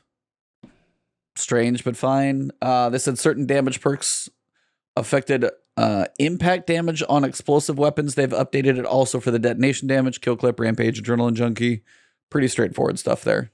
They said in the more distant future, but still before Witch Queen, linear fusion rifles and caster frame swords are still not where we want them to be.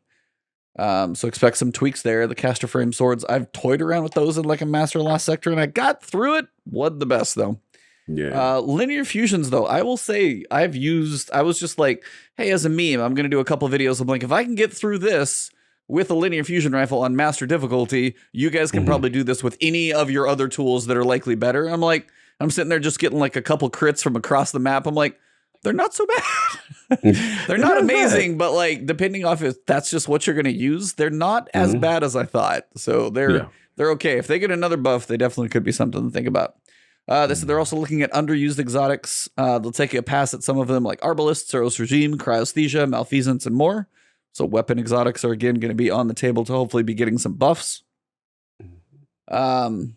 If you have issues with spamming high rate of fire semi-automatic weapons as fast as possible, we've got something for you. What do you guys read into that line?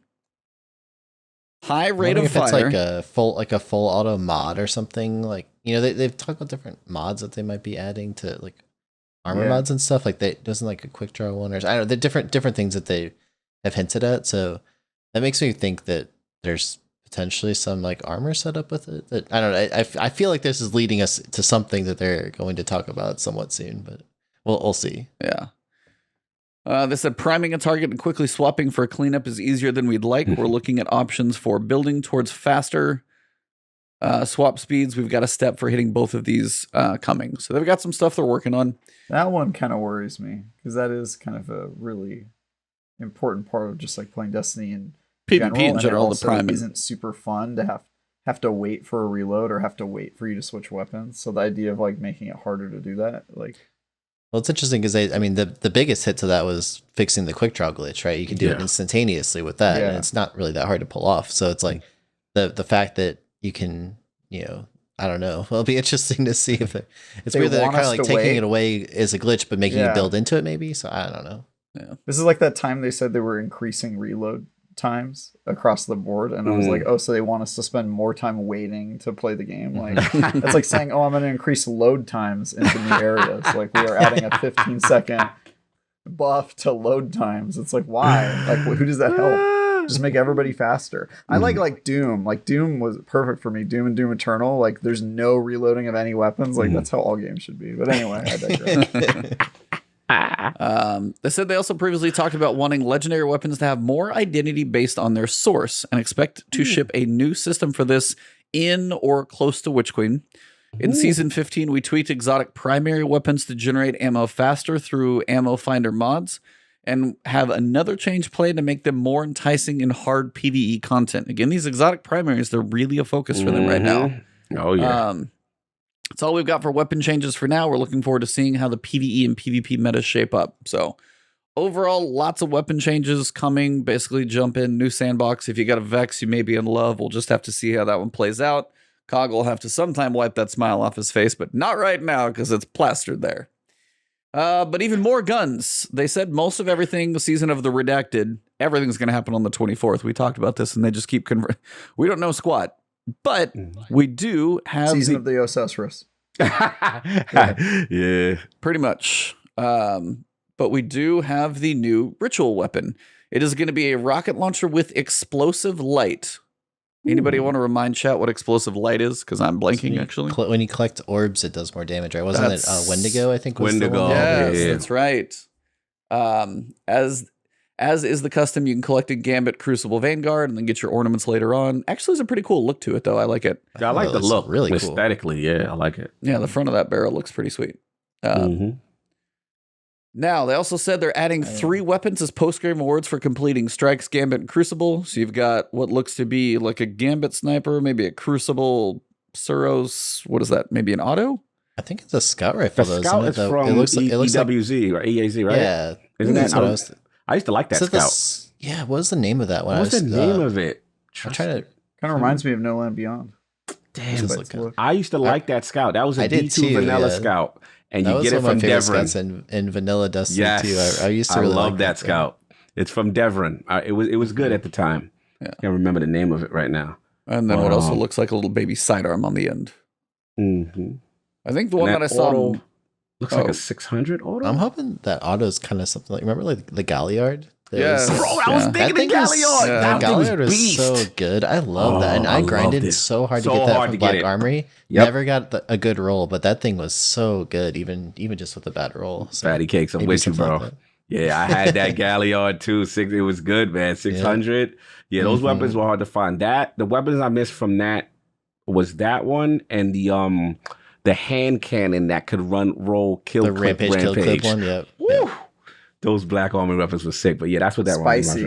one was. Oh, what is it? Kindled Orchid or Kindled something? Orchid or something? Yeah. Yeah, Galliard. Well, the auto rifle was even harder because that was one that it didn't have a direct farmable way. It just dropped randomly from those bosses and stuff. So yes, I don't know. I'd actually be pretty excited if they brought that back. I like that gun. Yeah, me too. I think one of the popular ones that I saw on Twitter is the next one. They're giving the Prophecy Dungeon some new purpose because they're putting the Trials of the 9, 1, 2, 3, 4, 5, 6 weapons into the Prophecy Dungeon. Some will be dropping at certain encounters.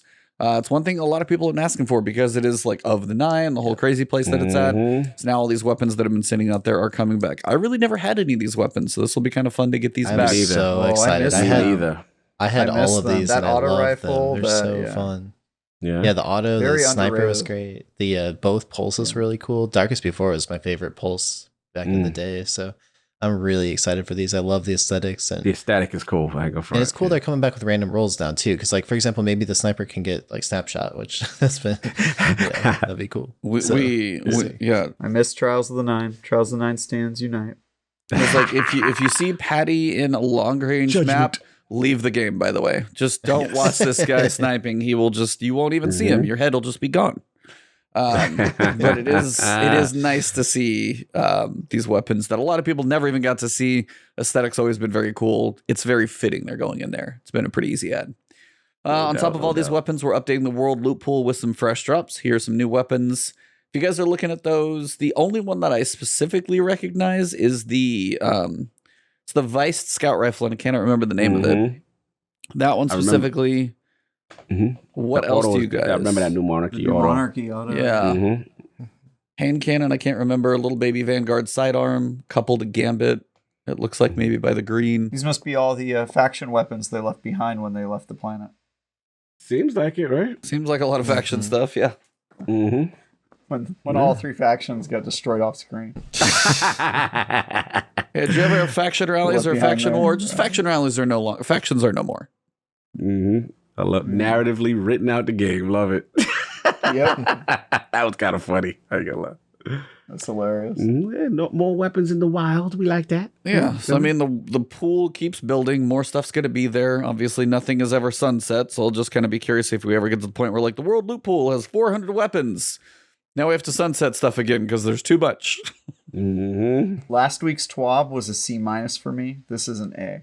There you go. Like this TWAB is great. It does so much right, and it actually makes last week's TWAB a little better too, because now I'm understanding some of their logic with some of the buffs, and yeah, I think this is an awesome TWAB. They should have put this one first, in my opinion. Yeah, I'm with it. So we get some new guns, but there's also a lot of reissues in here. People are, chat saying new red. It's like that's a lot of reissued guns.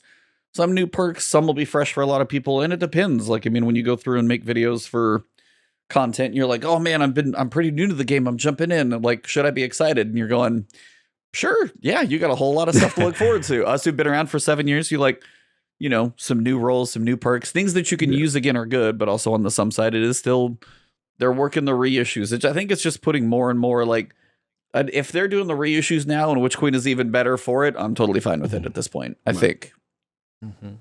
I have to say, I feel like I'm more excited. Like, I've been a little jaded about Destiny lately, honestly, just because I've been, like you said, playing for 7 years. Like, not that much is changing, but I'm actually really excited about this new season now. It's like, I think that they're doing a lot of smart things in the sandbox to emphasize more primary fights for PvP. I think the PvE will be interesting with a lot of new weapons to try out and different things that they're doing, like even just the subclass changes will be interesting. And announcing the anti-cheat's a huge step in the right direction. New trials changes we don't really know much about yet. Like there's actually, I think, a lot of stuff to be excited about. Even just the trials of the 9 weapons coming back. Like, I'm excited to get some of those again and try a different role. So I'm more excited, I think, this season than I even was at the beginning of last season or any of the previous ones. So I agree. I'm with you. I mean, yeah, I mean, it's a lot of positive energy in the air. I love this update. A lot of things getting addressed, fundamentally. Then we got the weapon. And then again, all of this is still a precursor to Witch Queen. These are tons of changes. Yeah, bro, it's setting up nicely, man. He ain't gonna stop my joy, E. You ain't gonna stop my hype.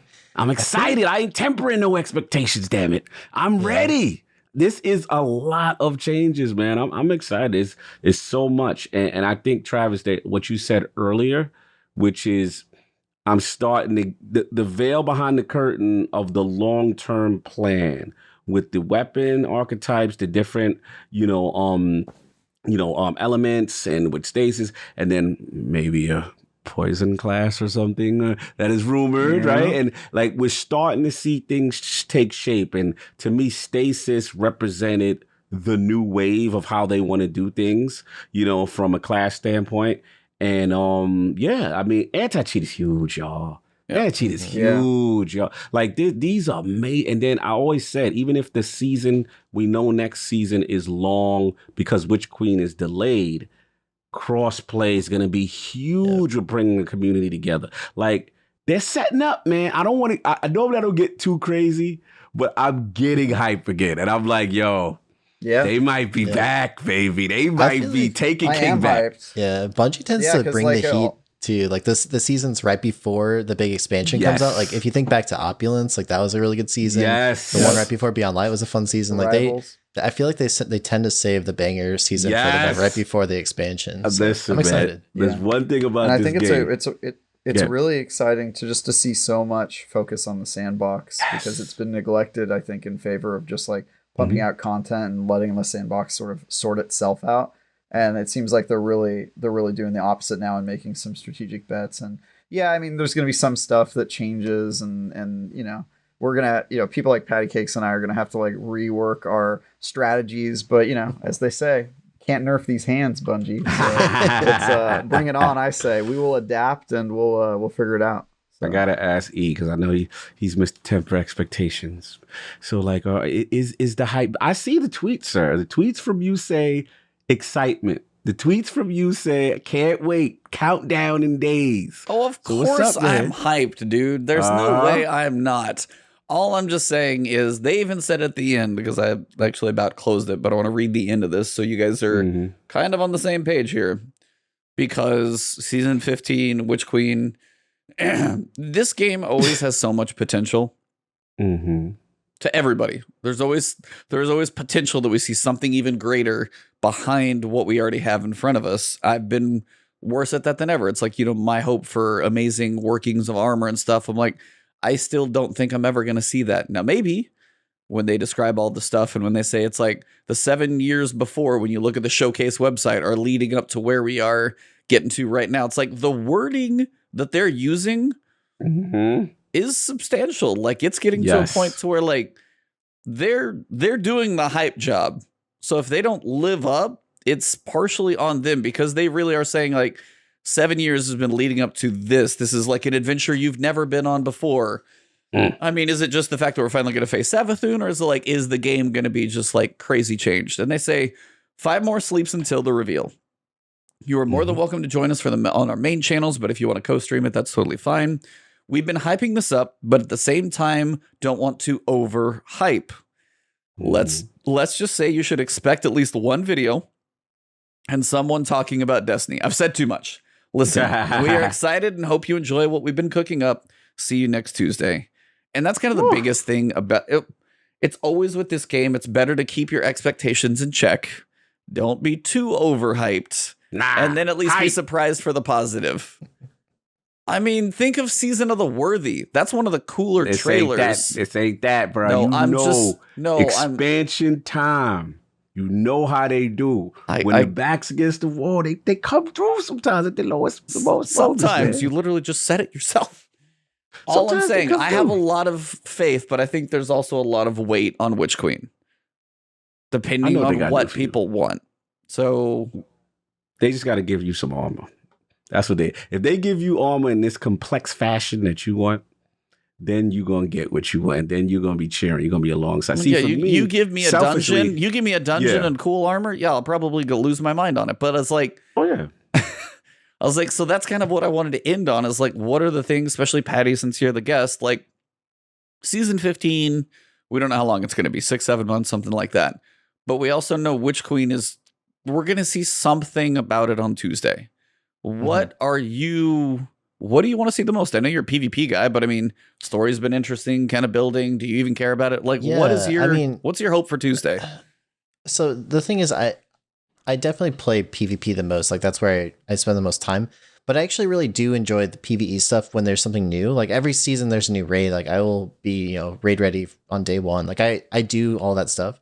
It's more just that I'm not the type of person who wants to run the same raid 100 times. Like, once I've beaten it a number of times, I got my loot from it, then I want to do something, that's a little bit more repeatable.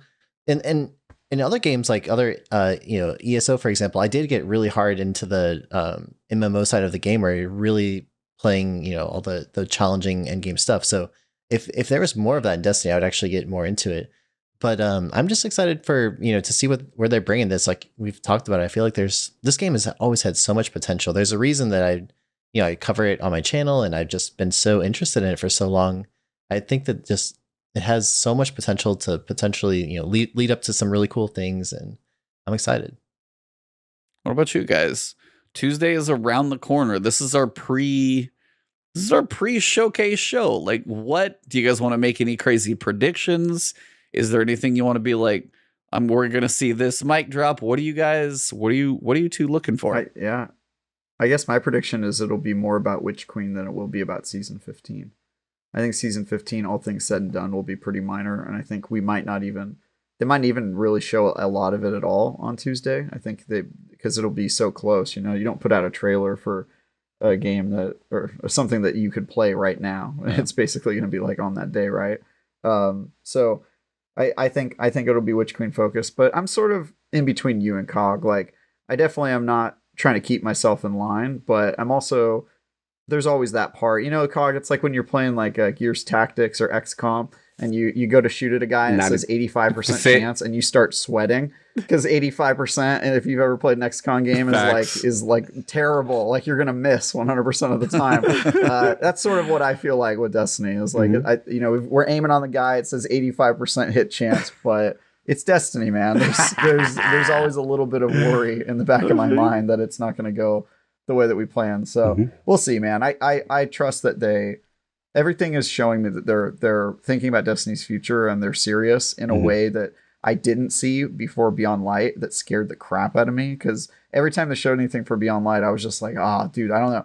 These supers don't look like they're thought through. The amount of content that they've shown, like it looks like they've shown all of it. It's going to be one of those bosses, Aramis, that we forget about 2 weeks after she's gone, and after the campaign's launch. It had all these red flags, and maybe it's just because I know less about Witch Queen that I don't have the same red flags. But it just so far I'm definitely comforted by what I've seen so far and just the way that they're talking about it. So ignorance is bliss. It feels like they sort of got their groove back, Yeah, I mean, so.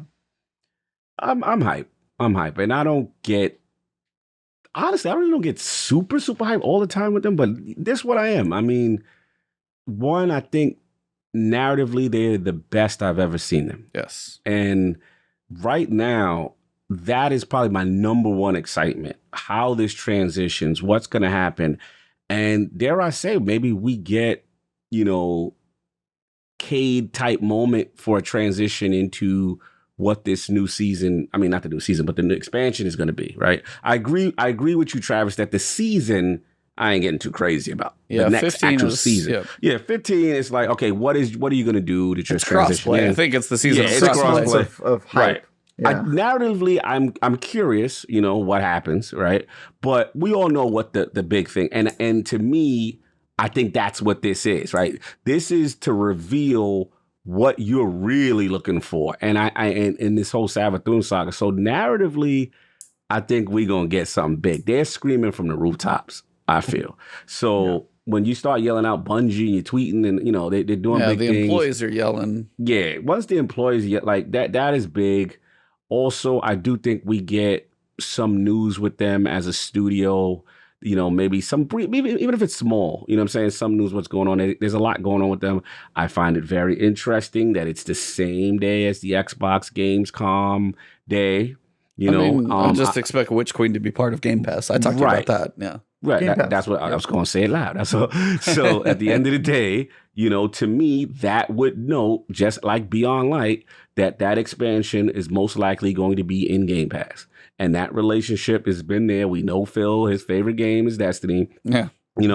I think they're in a great relationship, both of them. I don't think it's any acquisition type talk, but I think it will be, it's like, friends with benefits. You don't need to get married. Everything's good the way it is. You know what I'm saying? They like their independence. Microsoft, will woo them with this bag. You can date other people on the side. Yeah. We're good. Yeah. So it's got that. But yeah, I'm looking for narrative, but I do think they're gonna deliver. I really do. I really feel good about it. Everything's lining up right. They're doing the right things. A Sandbox Foundation, and everything's setting up for something truly epic, for Witch Queen. But I give it to you, E. Like you're like in the middle. You're like, you don't know. My biggest thing is from everything I'm gathering so far, whether it's, as you said, the Bungie employees 6 months ago tweeting out what they did. Bungie! Yeah, Bungie. And you're going, what is this? You got somebody like Pattycakes who got to go to a community summit, which I know you can't talk about. That's totally fine. But I was like, they've been doing those things again where they get to get the community involved multiple times, to my understanding. They've been growing, they've been bringing in some of the people, like Hoplite got to go work there. You've got people who are just so deep in the community that are going to be in the mix on this thing. Some things are major and can't change, in 6 months. But also some of the refinement, hopefully in that time that they're trying to do for Witch Queen, can be big enough. And I want to be ecstatic and I want to be blown away. I just also know, as you said, Travis, Beyond Light, is this going to be Aramis? Is this going to be the worm god that we kill in the story mission on a strike? There's both sides of that we've seen of this. Taken King. Come into the couch, brother. What do you need? What do you need? Forget about the hurt. Forget about the pain. What do you need for you to say, yo, they did it? That's what I need to hear from you. I think either Travis has said it before or somebody, the narrative to keep going. The narrative is huge. As you've said, the narrative is probably in some of the best places it's going, but we can't just kill Savathun. Like, we can't do that in the raid. It's like, what are you going to do for the next year? Like, an ongoing arc? Like, some of the ones that I've noticed, like, for shows, like, you have, like, the little, like, procedurals and stuff like that we get, but the long-going villain in the background who's, like, the deeper thing that you're worried about, the fact that we actually kind of know who Savathun is, and we've been building that up, and she's setting up all the dominoes, and playing Puppet Master with Quaria and possibly Osiris, and however all that stuff is, we don't know so much. So it's like, I hope it isn't just like, here's everything. I hope it's like this is this year adventure we go on that starts with Witch Queen, and maybe, you know, they kind of take it in that way. But you also know me. I do want armor to matter more. Like, grinding for the same thing, because it needs to at this point. With Transmog especially, once you get a good, like, 3 good stat rolls, you can just infuse forever. You don't need armor to matter. I need armor to matter to me, because weapons, what we're seeing here, the changes, the archetypes, the perks they're putting in, they are keeping weapons interesting enough. I'm kind of okay with what those are doing, as long as the exotics kind of keep being interesting. But armor, I need to care about again. And then, of course, I don't want actually, like, Witch Queen. I don't expect Witch Queen. I want a dungeon. That's the other piece. Okay. Yeah. There we go. Fair enough. Requests. I like it. I want to care about armor, and I want a dungeon.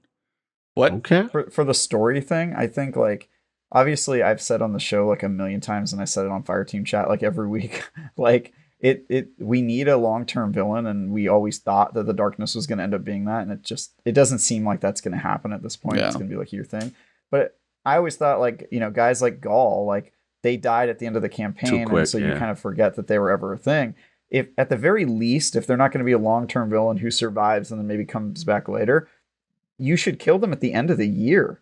You know what I mean? Like, they should be the villain for 4 seasons, where like you're doing that game of chess back and forth, and then their arc ends when you finally defeat them at the end. I think same thing with Savathun. Like, introduce her in season 15, but in the distance, have her come hard during the Witch Queen expansion, and then make that whole year of content around us fighting her. And then have like an epic conclusion at the end where, you know, it's over and you kind of get the ending of that campaign. I think the reason they've been limited in their ability to do that in the past is, one, because they never really fully embraced the games as a service model. And they expected, like, oh, we're selling you a campaign. It has to have a beginning, middle, and end, because that's what people are going to expect. And they were just a different company back then, where, you know, Activision was still, during Forsaken, they kind of had to present like a finished product. I think now they have a lot more freedom. So if they want to mess with that model and make it like a year-long fight where they kind of drip the campaign and you don't actually even finish the full campaign during the initial season, I think they have the ability to do that now. So I'll be interested in seeing it. But I agree with you. Like, at the very least, like, it can't just Savathun cannot be a footnote. She cannot be another Aramis, like, frozen. Good point. Actually, Aramis was technically better because she's not dead, technically. Yeah, like, she's that, chilling. I would have taken that with Gaul or with Oryx. Like, the fact that we keep killing everybody so easily. Not even easily, it's just quickly that I really don't like. There's no development. You barely get to know them as a character. Well, here you go, Travis. Imagine if you killed Darth Vader in the first 10 minutes of the movie. Like, right? Yeah. You're like, why did we kill him? And you figure out later on why it matters. But New Rat did bring up one other thing I do want to mention. Because we talked about before when it came to how many seasons were listed in certain TWAB. We had a season 16, which is Witch Queen. We had a 17 and 18, but we don't have a 19. I'm honestly wondering if they change up their seasonal model, cadence, pacing, and if they're going to talk about that on Tuesday. Because that, I think, to me, is something... You don't think so? You don't think they change it, or you don't think they talk about it? I don't think they talk about it. I don't think Tuesday is about them talking to their super core player, their extreme player who is, that's a TWAB thing. Like, if they're going to change their seasons, I think Tuesday is about big headlines, announces, you know, catchy release trailers. I don't think they go and talk about like shotgun spreads on their big Tuesday event. I think Tuesday's about it's the same thing as the Beyond Light hype, right? They're just trying to build up hype, try to get people who have been on the fringes. Maybe they've been watching videos, but they're not playing actively right now, or they've heard about Destiny, but they're not really that into the game, or haven't tried it. I think it's about getting those people excited for Witch Queen. I'm just ready. I think they absolutely should do fewer seasons, though. Absolutely. But I just because it's so clear that they're kind of like delaying the game. Like, here's a public event that is just like another one you've done. Like, it's so clear what they're doing. But I don't know if they'll do it just because it's such a source of revenue for them. Everybody's buying the season passes, and then they have all the stuff you can buy in the Eververse store, and it keeps the player base alive. So I don't even know if that's a possibility for them. I do think it would benefit all the players if they got more time to work on their stuff and we got some time to play other games. Because God, man, do I I've enjoyed this past like month or so where it's been really dead. Because like, man, I've been able to I got stuff done. Games. Yeah, I got stuff done. No, I hear you. To what E was New Rat was referencing. Yeah, I the reason why I struggle with it is because remember E, we were at GCX.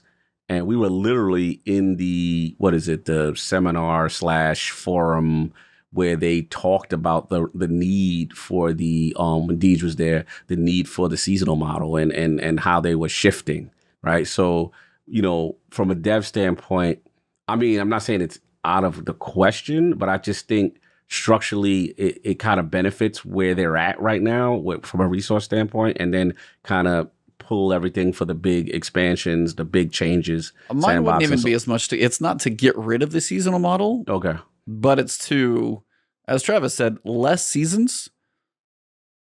But maybe just like a bigger season in there, give it more spacing, give them time to put stuff in, because when you get a season of the Worthy or you get a season of Revivals that is based around a public event, that's not that much. Now the storytelling has been cool, and we got like Override and we got Expunge. Override was another public event, basically, with a boss at the end. So, I mean, you have those types of things being this focus that you run 100 times during the season. Right. If they get a little longer and those things are cooler, but you only have a couple of them, is that going to sit better than three extra seasons with slightly smaller stuff, or 2 extra seasons with a bigger thing each time? It's just like how many seasons they do is, I think, more the cadence that I would be curious of, because I think they would be better off spreading it in trimesters instead of quarters to get more time on everything. And as Travis said, it's like they need to accept the fact that people need a break from Destiny.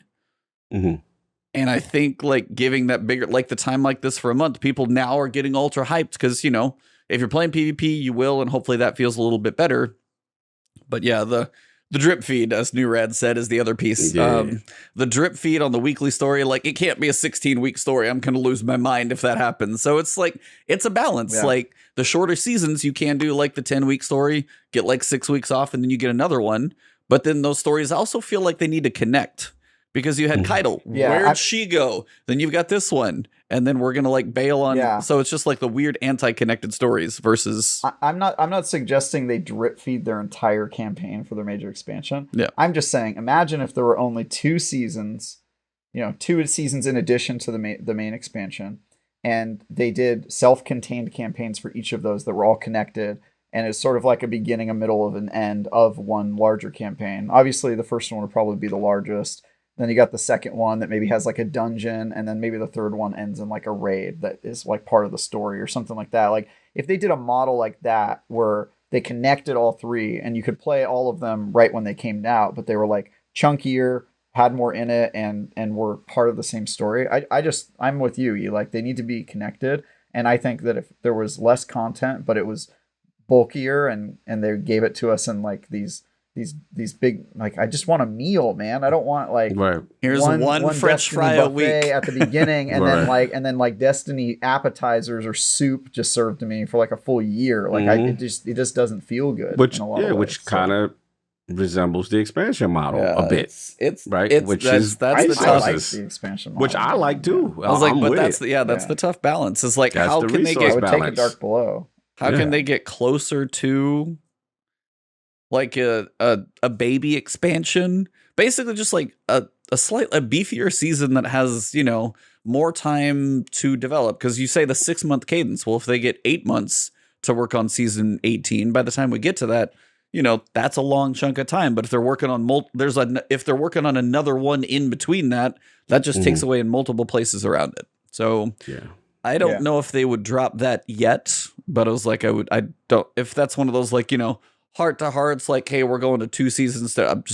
That's more of the curiosity than anything. But We rambled a lot, Patty. Yeah, we I rambled. know. Yeah, we got you got anything Patty else? go. But I also want to make sure you can get to your day. You got anything else you want to add before we go? Not too much. I'm just excited to see the employees at Bungie really excited. I think that's a good sign, right? It's like we don't know what's coming, but if they're excited, and you can see it, I think in the TWABs, it's like escalating. There's more meat to them coming out. The random tweets, like people just seeming like there's stuff that they're excited. And I, like you said, I can't really talk about the summit I went to, other than just saying it was clear that they're passionate about the game. They're really excited about what they're building. And, it's just cool to even just see more transparency on like the nitty gritty PvP stuff like we were talking about. It's just like, that's communication we didn't have 2 years ago. And it's cool to see, more and more of that. Agreed. And one thing guaranteed, the trailer going to be fire, regardless of whatever. 100%. The trailer Absolutely gonna be insane. fire. That's going to be one of those when I'm over here, like recording a reaction, Listen. like, holy dude. Like, there's going to be. Yeah, we'll get some reveal. Some We'll get facts. Sabatun's reveal for Two sure. things about Destiny that you could always count on. Amazing gunplay. I thought you were going to say disappointments, but. No. And outstanding marketing trailers. It's going to be crazy. I was going to say disappointments in the trailers that follow. Negative Nancy. Nah. No, the trailers are hype. There's like Brand X Music. They do like they did the trailer for Season of the Worthy. The song that they did is in that. And they just, and I just found like songs from them. So it's always been, their trailers are like almost next to nobody else. They're crazy. Like COD's trailer came out today. I'm like, just wait till Tuesday. You guys got nothing. Like, so. Well, man, Patty, thank you so much for coming on. It was a perfect show to have you on. It has been an absolute pleasure, sir. Thank you for joining us. Thank you for having me. It was really fun chat with you guys. It's a lot to talk about today. Yeah, it was a big one. I'm sorry, it got a little long, but it's all good. It was fun. At this point, what I want to do is kind of basically clear the air, and the floor is yours to let anybody who listens, finds this, or ever otherwise to say where they can find you. Because I know this is what you do, full-time content and all that fun stuff that you do amongst all those guitars behind you in the background and your instruments and everything. I don't have much time to play those with all the YouTube videos. It's like, I'm busy making Destiny videos. Guitars, you wait. But the floor is yours. Where can they find you? What are you doing? What are you looking forward to? Yeah, so my main gig, I guess you'd say, is on YouTube. I try to make videos roughly once a week. The channel is youtube.com/Pattycakes Gaming.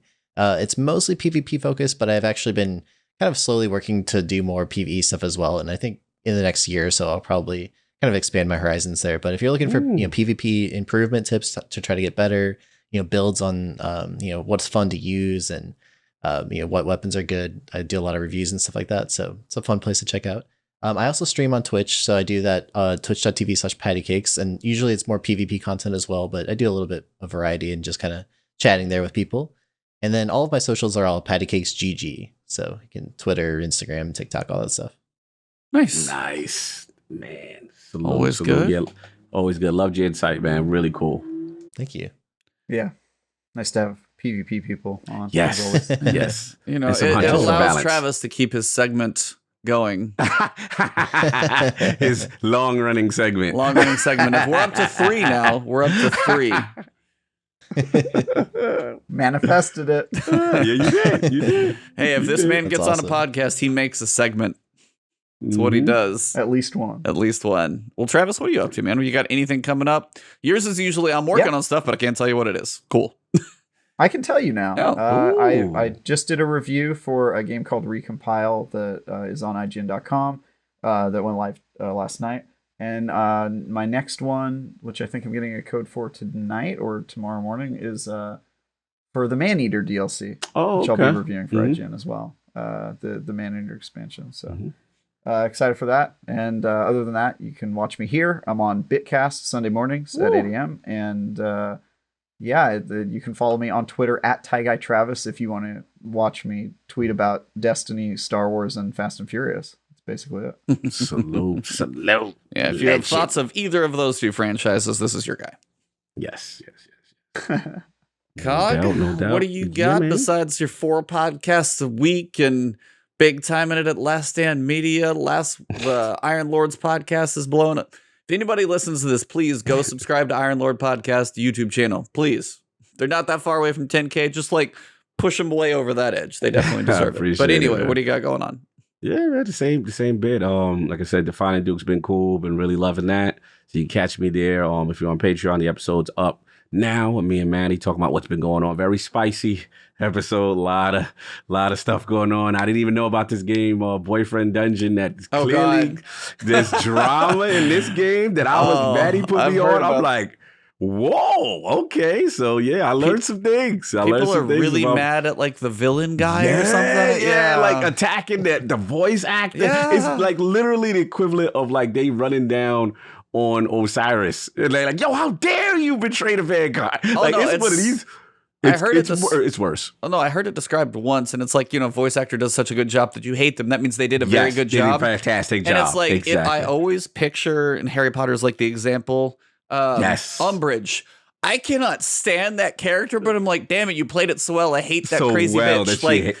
Exactly. I was like that's just talent to do that, but I was like, I hate that character. It means you did a good job. Yeah. But it's like you guys did it wrong. And also somebody tweeted, was like, if you're mad at a voice actor in a video game, you might want to check yourself because you messed up. Yeah, it's bad. So yeah, you need to check the episode out just for that alone. The Boyfriend Dungeon segment is hilarious. So check that. Got very spicy, but yeah, check that out. We've been doing ultimate kind of game focus. Again, if you're on the Patreon, you can get that. If you don't want to do that, that's fine. We are free 99 on Sundays. It gets released. Well, last 10 years, so check that out. Obviously, Iron Lords Podcast, Sunday, 1 p.m. Eastern. Check us out. We've got Tony Polanco from PC Mag. We're going to be talking games, what's going on, and Game Pass and all that good stuff. My whole company. Yeah. Oh, okay. PC Mag is owned by the same company as IGN, so I know a lot of people. Yeah, it's really good, man. He's been doing it for a while. He's got bylines in a lot of places. So, yeah, check that out. And then, of course, the last word of it, new Thursday day that I like with the TWAB live and raw reactions and awesome guests. You know what I mean? Like my man Pattycakes, so it's my man right here. So salute. And, of course, E's good to have you back, man. And what is going on with you, sir? Yeah, I'm going to try and finish Death's Door before Tuesday. That's my main goal. If you like Metroidvanias or Souls or 2D action at all, please play Grime.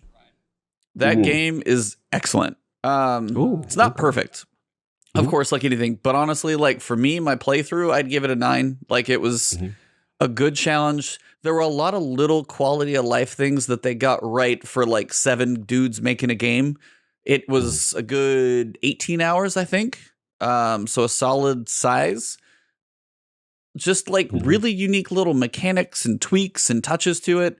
I mean, there's a couple things I would definitely change, but overall, and again, if you need to look up a map, that's probably one thing that helped me, but overall, it's a really unique twist on like a 2D Metroid Souls game. And that was like DCP side quest. They actually did an interview with the developer. Like, oh wow, it's just one that's definitely worth checking out. Miss 5000 Watts turned me onto it. It's fantastic. Dope. Playing through Death's Door right now as well. And then, of course, I'm going to be live Tuesday morning, probably just eating breakfast, having my advanced GG, and just waiting for the pre-show, the show, and then season 15, not sleeping much, going to work at 5 o'clock on Wednesday morning, teaching the classes that I'm going to teach, come home and do it again. So, like, Tuesday is going to be a long one, but exciting. One thing before I wanted to go, Pattycakes, favorite type of pancakes?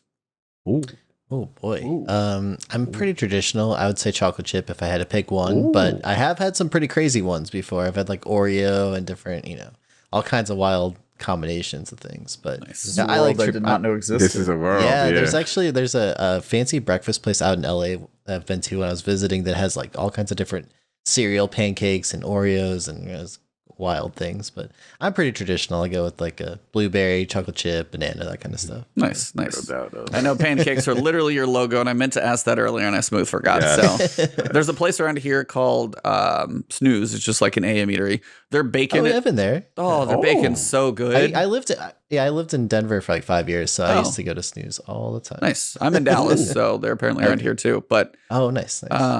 They had like pancake flights. So if you just like, I want to try 3 different flavors, you get like one of each on this long plate. So I was like, no, there's been some like s'mores ones and Reese's like peanut butter and chocolate sit. There's some crazy pancakes. Yeah.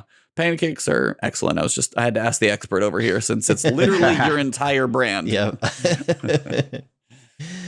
But that pretty much wraps up this episode. So for all of you guys in chat on YouTube, thank you guys. If you listen to this later on audio and you make it to the end, thank you guys. Find us on YouTube. Follow all of these amazing gentlemen. Go support them wherever you can. And as we wrap this thing up, I just again want to thank you, Patty, for joining us. Very cool to have you on here. And just couldn't have had a better timing when it was like, hey, we got you booked. And cool. It's like, oh, it's the Sandbox TWAB. Perfect. Nice. So yeah, awesome. Thank you for having me. It's awesome. Yeah. Well, you can go enjoy your evening. The rest of you guys, thank you very much. And for episode number 163, August 19th, the one before the showcase, thank you guys very much. And for this episode, it's been The Last Word.